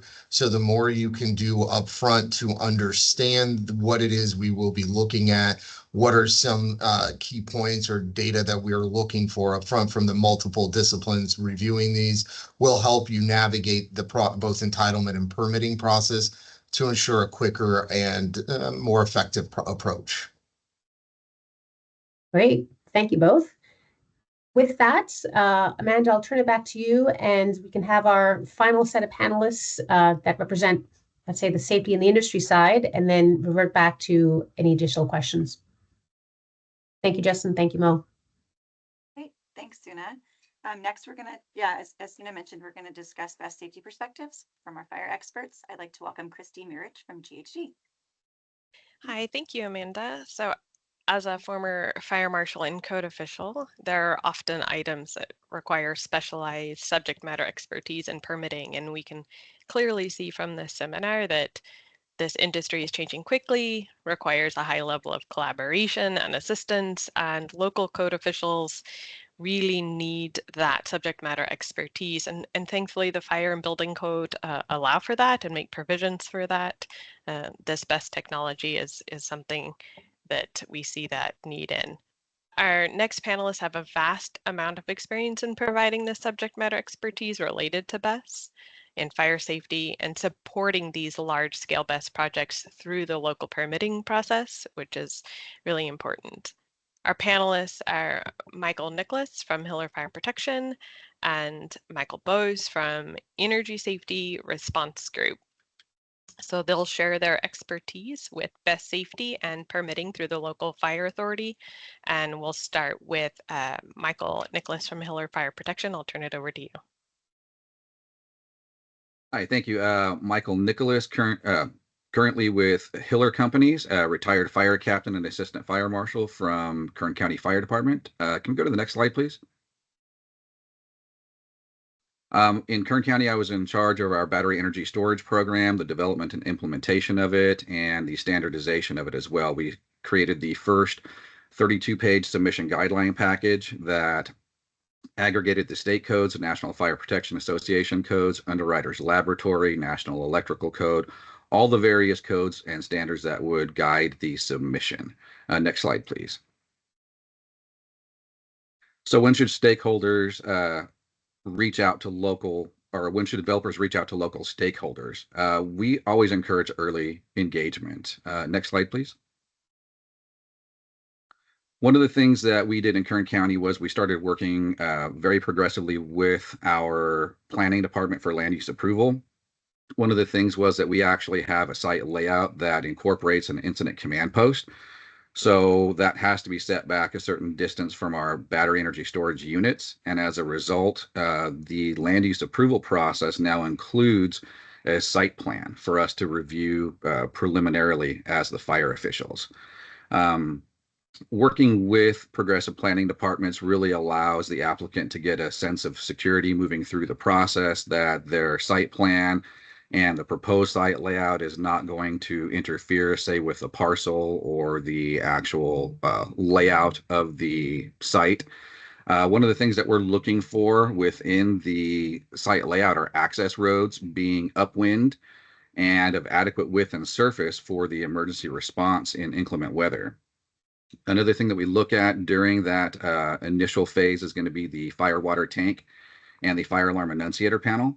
So the fire water tank in a lot of our jurisdiction has very remote locations for these battery storage projects. So they don't have municipal water supply. So we asked for an augmented fire water tank dedicated to exposure protection. And that ends up being also set on the site plan. And that is where we set up our incident command post. We have our fire alarm annunciator panel there as well, so that we can actually stage incoming equipment and have a site upwind to be able to manage the incident. Next slide, please. So big considerations are selecting the correct technology. And I think we touched on it earlier about the UL 9540 listing. And we did have problems in Kern County with some of our initial submissions where the products had been secured and procured years before they actually came and submitted an application with us. And it was during this application review that we found out that the 9540 listing was for a previous iteration of that technology. And so it created a big hurdle to overcome for the project. So when you're looking at equipment procurement, make sure it has a 9540 listing for that version of your technology that you're looking at. Additionally, we need to have UL 9540A tests at cell module and unit level. That gives us a lot of good data to be able to look at the heat flux, the gas composition, and kind of the behavior of these batteries in thermal runaway at a cell module and unit level. The next big one, which is getting clarified in the code right now, is the large-scale fire test. We're looking for a full-scale fire in the device under test, or the unit, the enclosure that's being tested. And the premise of this large-scale fire test is largely to demonstrate that a full fire in a single enclosure will not propagate to an adjacent enclosure. And as a first responder, that's such a big consideration, because what we don't want is the misconception that we're showing up to a battery energy storage yard with hundreds of containers and the entire yard's going to be on fire. So when you select your technology and it goes through the large-scale fire test, this is really designed just like you're going to see at site.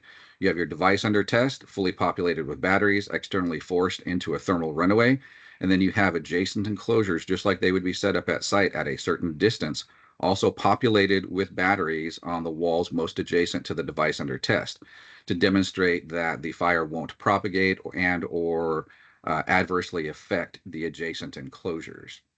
So based on these burn test results, the combustible gas concentration reduction systems that we're seeing as part of NFPA 69 get the data that they need to ensure adequate ventilation to keep the internal environment below the 25% lower explosive limit, which is critical for fire departments. The code is now pivoting more heavily towards explosion prevention versus explosion control. So that's NFPA 69 for the explosion prevention. NFPA 68 is the explosion control that has the deflagration panels. So the industry standard is pivoting towards the NFPA 69 compliance. Next slide, please.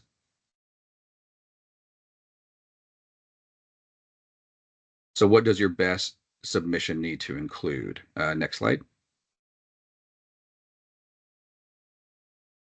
So for fire authorities, your parent document is going to be your hazard mitigation analysis. And this incorporates a fire risk analysis with specific site considerations. So the FRA is going to be focused on the technology that was selected. You also have a failure modes and effects analysis, which looks at all the different ways that this particular technology is prone to fail. And that also informs things like the emergency response plans. that are part of the submission. NFPA 69 compliant design. This is also, like I said, really becoming more of the industry standard now for explosion prevention. The burn tests from the 9540A and large-scale fire test reports are also critical for the development of the hazard mitigation analysis. And obviously, we discussed here technology listings being critical. Next slide, please. Another big component that we see as part of this submission and is being addressed through some of the Senate bills that are out there, emergency response plans. It's important to understand that there are clear distinctions for emergency response considerations during construction that are different from during commissioning, different than during operations, and obviously different during decommissioning. So it's important that you get your emergency response plan now as being required even during land use approval.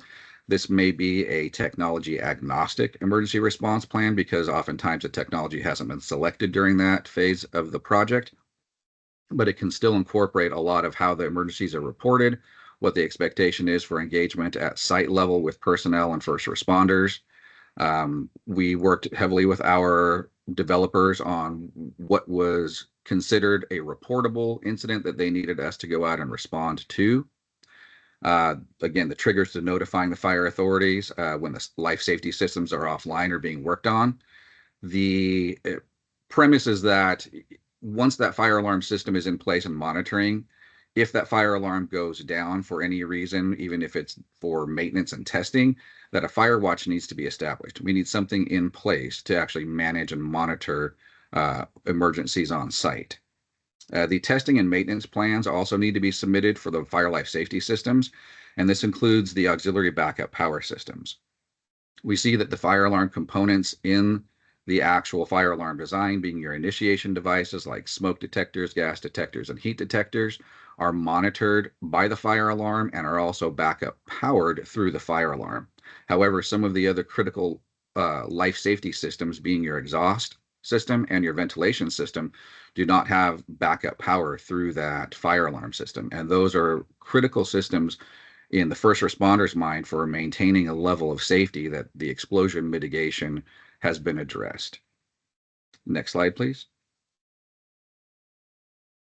So ultimately, what we're looking at trying to develop here, it shows a large-scale site layout. Next slide.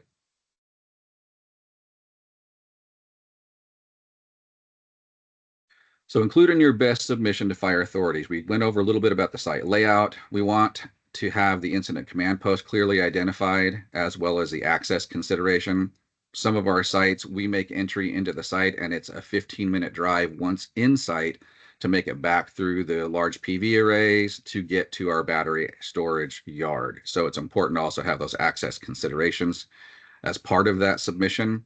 The firewater tank and size, we end up utilizing NFPA 1142 for our water supply volume, and the location we obviously prefer closer towards the entrance of a battery energy storage yard. We don't want to have to drive past an incident to get to our tools.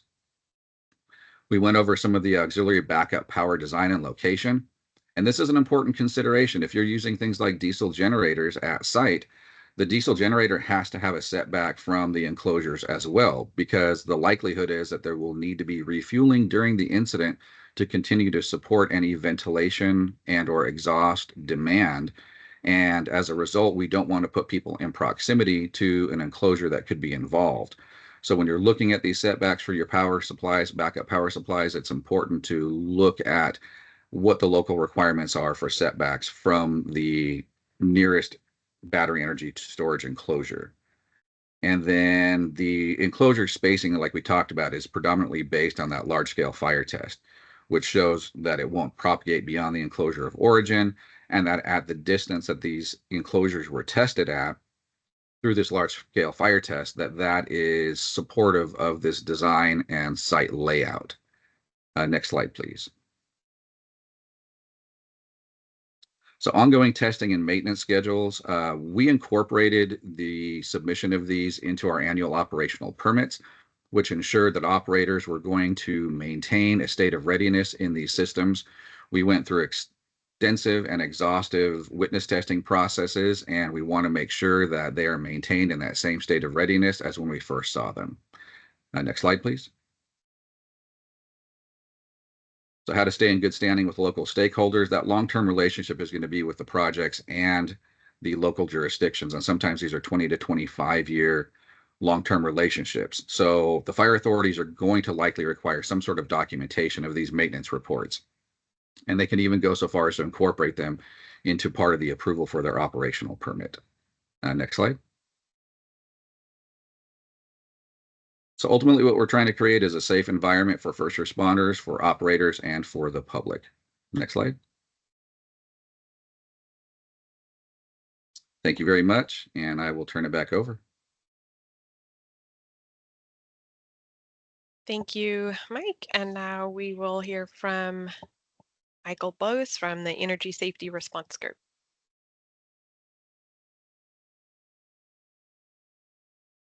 Yep, thank you, and thanks to GO-Biz and everybody for joining us. This is a great opportunity to really share, a lot of insight from the industry side with you. ESRG, Energy Safety Response Group, we were founded in 2019, kind of looking to bridge the gap between a lot of, what we're seeing here in gaps in understanding, either from different authorities having jurisdiction, as well as, developers, industry members.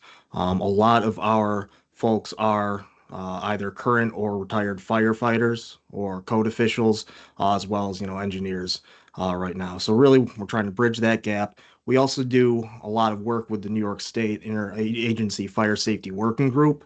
So I'll largely be talking about a lot of that. But just for background on us, our experience comes from a lot of the permitting that we're talking about here. Large-scale fire testing. So you've heard the 9540A fire testing. We perform that. We're hands-on with this. Our experience doesn't come from, YouTube videos or articles. We're putting these things out. We're handling them. We're decommissioning them, etc. And finally, we work with emergency response for these. So if there's an incident, we'll actually show up, provide response services to the developer, or working with the fire department to walk them through this based on our experience. Next slide, please.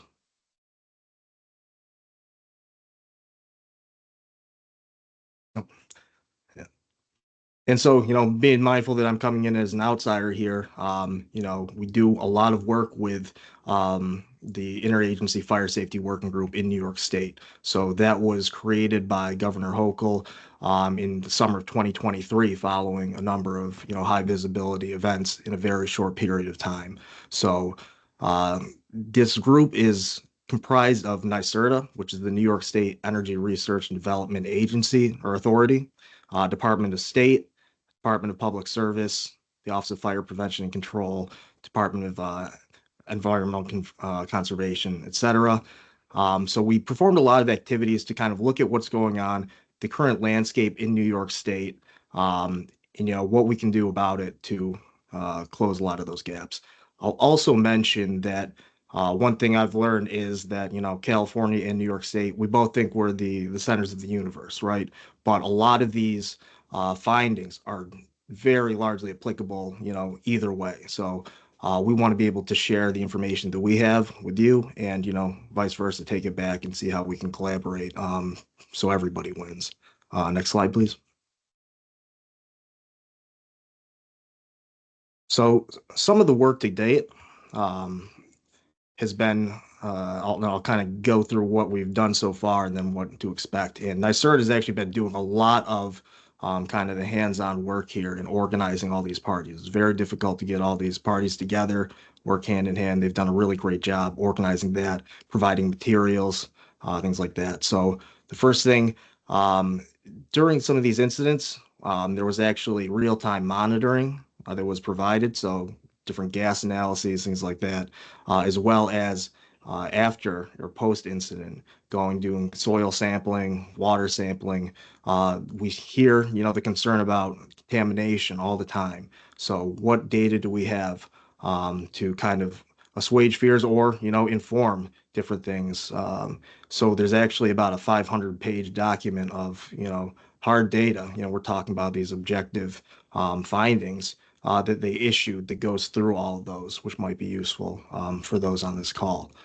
So we've always heard a lot of concern, rightfully so, on the effects of these, But during these incidents, there were no reported injuries, and, you know, contaminants that were outside of, you know, what you would see in a lot of other structural fires.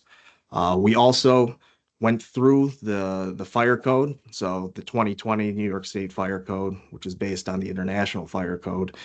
We looked through that, and based on, you know, what we'd seen, and we with a lot of the field inspections, which is the next item here, we actually went through all the energy storage systems in the site essentially and did actual in-person inspections of them, looked through all the documentation that was provided by the system owners, and saw like if how compliant everything really was and what are the gaps here and how do we fix those. And those were used to inform proposed language for the upcoming fire code.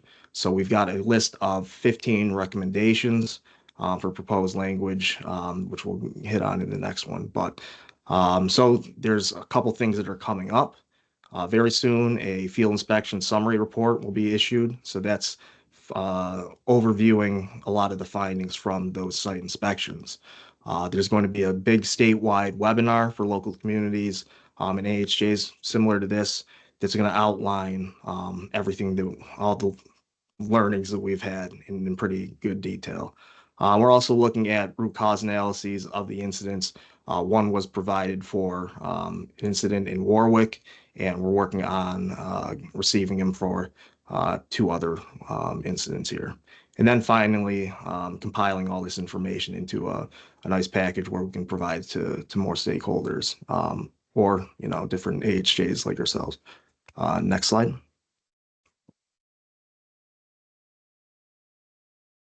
So these are the primary recommendations that we included in this report for fire code recommendations. There are technically 11 recommendations and 4 additional considerations. A big thing that we learned, especially going through all these site inspections, was that the AHJs, by no fault of their own, you know, we're still getting up to speed when a lot of these projects were submitted. The code was very, you know, it was in a very adolescent stage as well. So there are little gaps where, you know, things could fall through, or in many cases, the developer didn't even really know what they were doing either. So what NYSERDA is starting to do is require peer reviews for all the projects that receive their incentives to actually go through. We've got an actual peer review group now for the state that goes through and has a standardized process for, you know, checking all these things, making sure it's up to code, so that doesn't happen in the future. Expanded explosion control requirements, and that's actually kind of in line with number 11 on this list, which is several perceived code exemptions for ESS cabinets, and that's kind of a technical definition that plays out in the code a little bit more. So we close that up to make sure that these cabinetized systems don't have, you know, different exemptions. We also have a requirement for hazard mitigation personnel, and that's in line with, you know, what's in upcoming codes recommended in 855, things like that, where somebody actually will have to go to the site if there is an incident to help out the fire department, kind of act as that liaison to ensure that they know what's going on and the best practices for dealing with that. And that would be in line with the site-specific emergency response plan, et cetera. We actually have 4-hour time frames that they need to be on site in the proposed language. That's difficult in California, being such a large state, but that is something that we're looking into here in New York. Enhanced signage requirements. During these site inspections, we were noticing a lot of inconsistencies around what was being provided, how useful that would be to the fire department. A lot of the times the signage was very small in obscure places and wouldn't give them really a good amount of information to work off of if they're coming in, you know, to the scene. Expanded system monitoring requirements. That's looking at BMS data or other notifications that the system owner might get, or sometimes they don't have a robust enough procedure for communicating that information out. So sometimes they'll get a notification and nobody's picking up. right? So we want to close that gap. We don't want a passerby on the, a jogger seeing some smoke and then calling that in. Video monitoring, so that would be, can the developer or the system owner or even the fire department, if they need to, look at the kind of access remotely video surveillance there so they don't have to enter the sight line, things like that. The big one also, and I'm skipping around a little bit, is emergency response plans. That's come up a lot throughout this webinar. And I think that's one of the biggest gaps we saw, where we would actually go to the site, we'd look around, and there's no physical emergency response plan for first responders when they're showing up. And what we really encourage now and require is a physical copy of the ERP on site and fire department training being provided on a site-specific basis to make sure that they've got the information that they need if they have to arrive there. Central station monitoring, so that's automatic alarming to a central station and thus the fire department if there is an incident. Again, we don't want a chain of 4 people that, there might be a weak link there and then no notification ends up getting made. A big one that's coming up as well, periodic special inspections, and that was, listed a couple times in previous by previous presenters, where throughout the course of these the life cycles of these systems, a lot of things can change. We want to make sure that everything continues to be current there and provided to the AHJs should something change. And then we did cover number 11 there. So next slide, please. And then I think this is the final slide here. The big lessons learned so far. Upon those environmental analyses, we didn't see a lot of these additional causes for concern. There's a lot of data out there that you can kind of pour through to learn more about that. I wish I had provided a link here.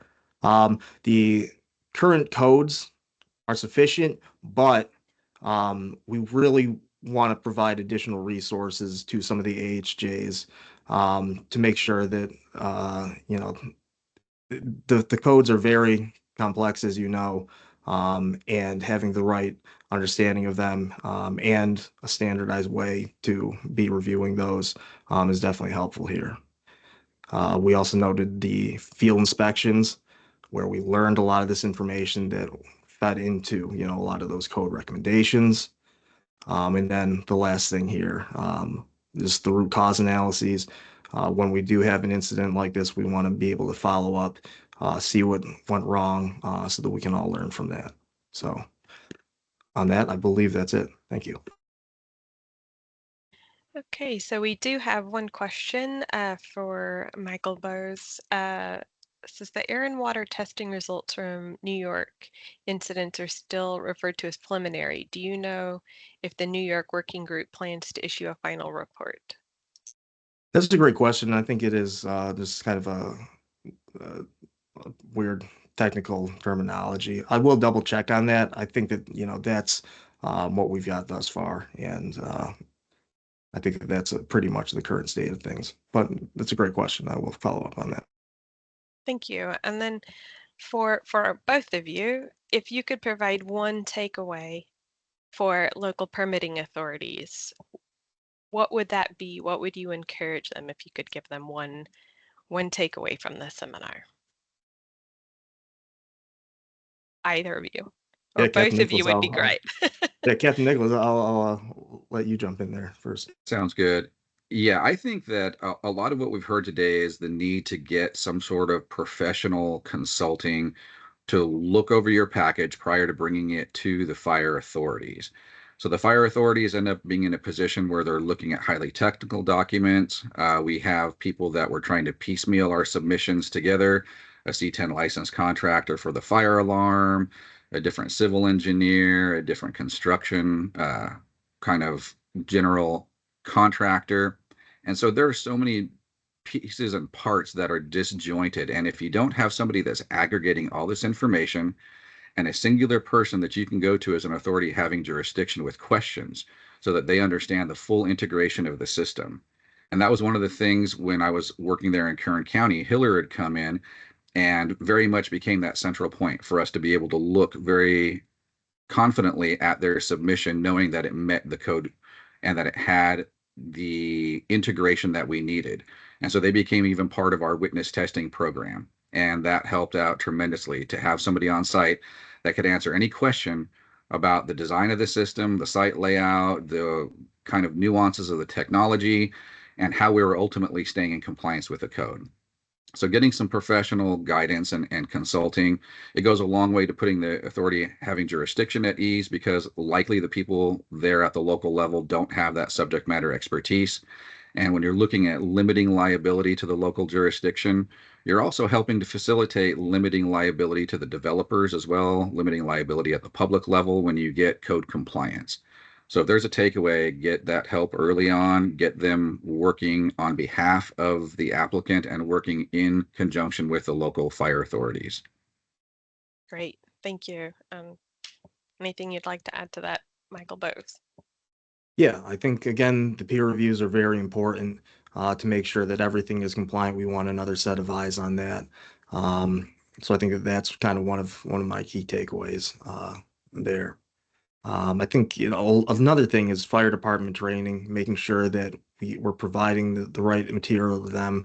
That can always get complicated with, turnover, things like that. But that's another thing that we really want to try to kind of close that gap as well across the state. Thank And you. to tie Yeah. on to what Go ahead. Michael was saying too, regarding the firefighter training. So we had currently still one of the largest active battery energy storage sites in the world in Kern County at 3.2 gigawatt hours. And this site has probably half a dozen different technologies. So as far as providing that training on the fire department side, when you have the fire protection engineers, you have those folks that are actually kind of facilitating getting that information disseminated at the local level. It's super important to understand that when you're showing up to site, depending on where that particular incident is located, what phase of that project, you may have some different incident considerations. So that annual engagement where the fire department gets training by the developer is a great opportunity to get updated on maybe site access, if there are any differences in technology that have been added, any different procedures that they've implemented at the local level. And one of our large developers actually went so far as to train their own personnel on the incident command system.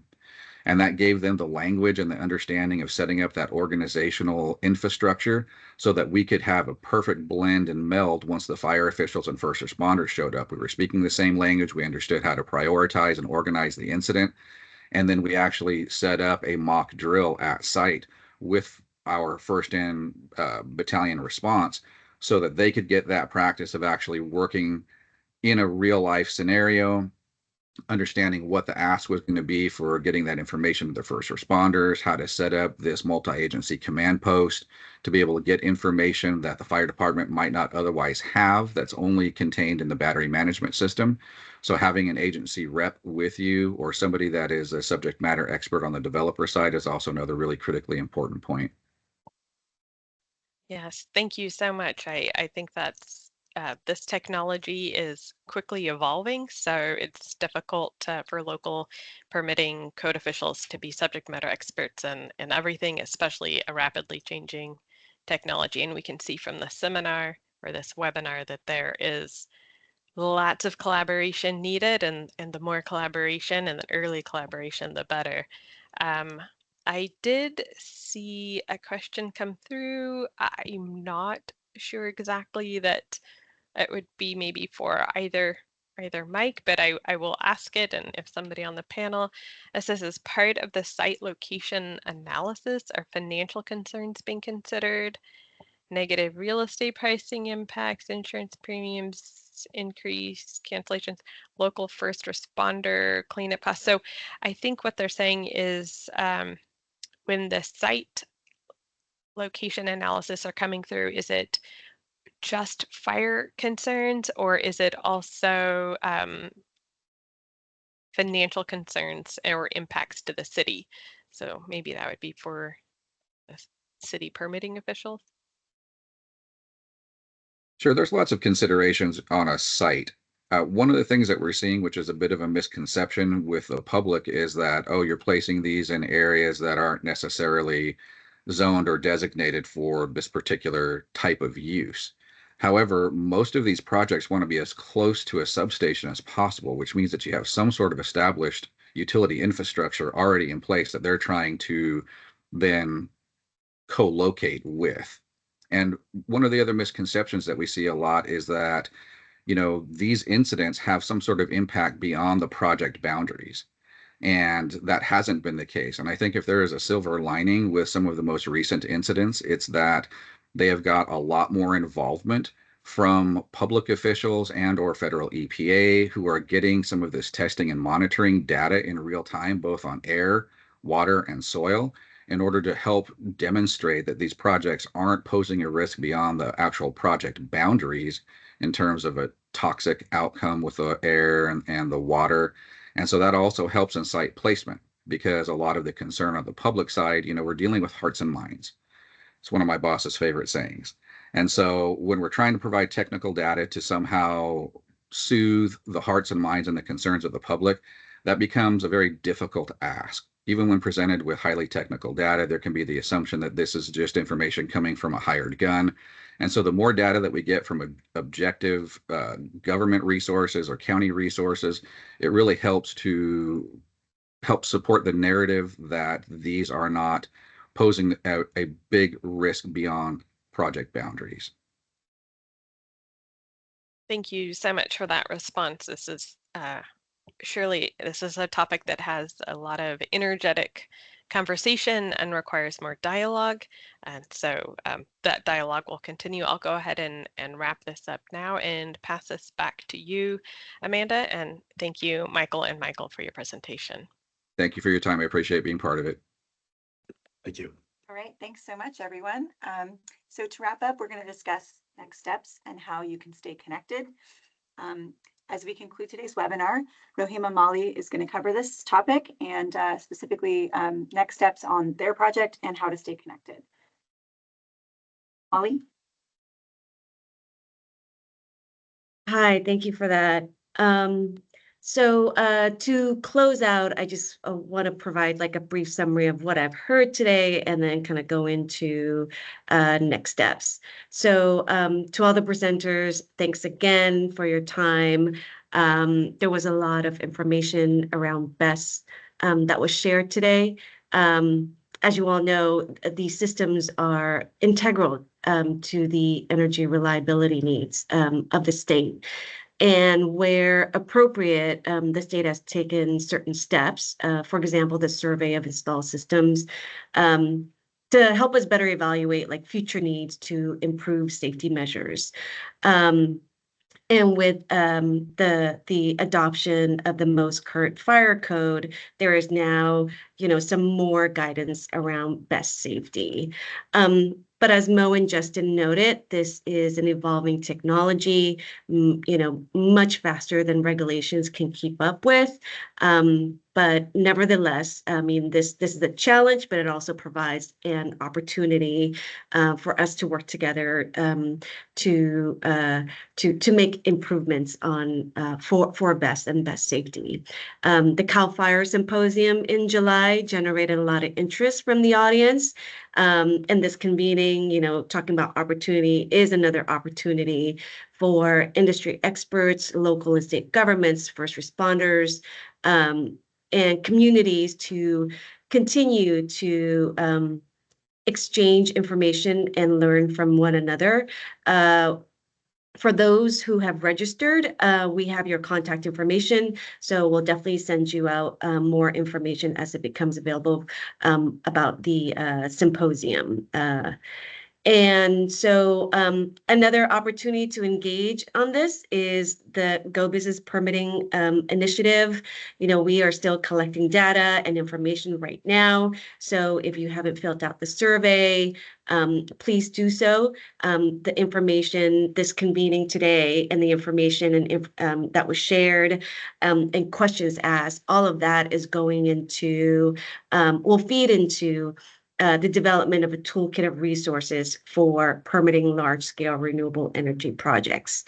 And In terms of timeline, we plan to release the draft assessment and toolkit by this summer for feedback, and we'll do additional stakeholder outreach on that.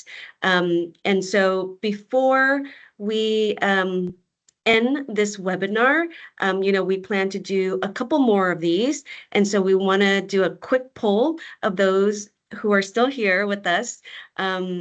So for the next event, what topics would you like to see us cover in a future webinar or workshop?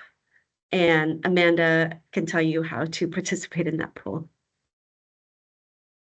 That's right. In just a moment, there'll be a pop-up screen with multiple choice, a few different options that we're considering. Feel free to select one of those. Additionally, if there's other topics you would like to hear more about, please put them into the chat or the Q&A, whichever you have access to. Hopefully you have access to one of the two, and we will capture all of your comments and suggestions.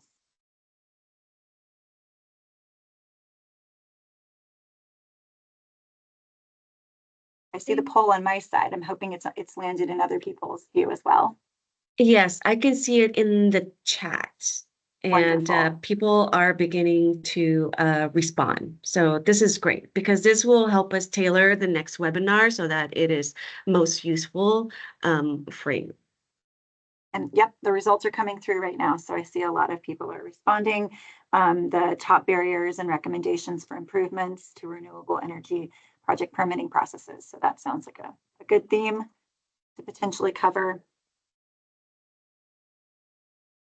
And as I said, if there's something else that's not on this multiple choice poll, feel free to drop it into the chat or the comment, the Q&A feature. And we'll keep it open for just another moment for folks who are reading through all of those different options and need a second to select. And I think you can do multiple choices as well. Okay.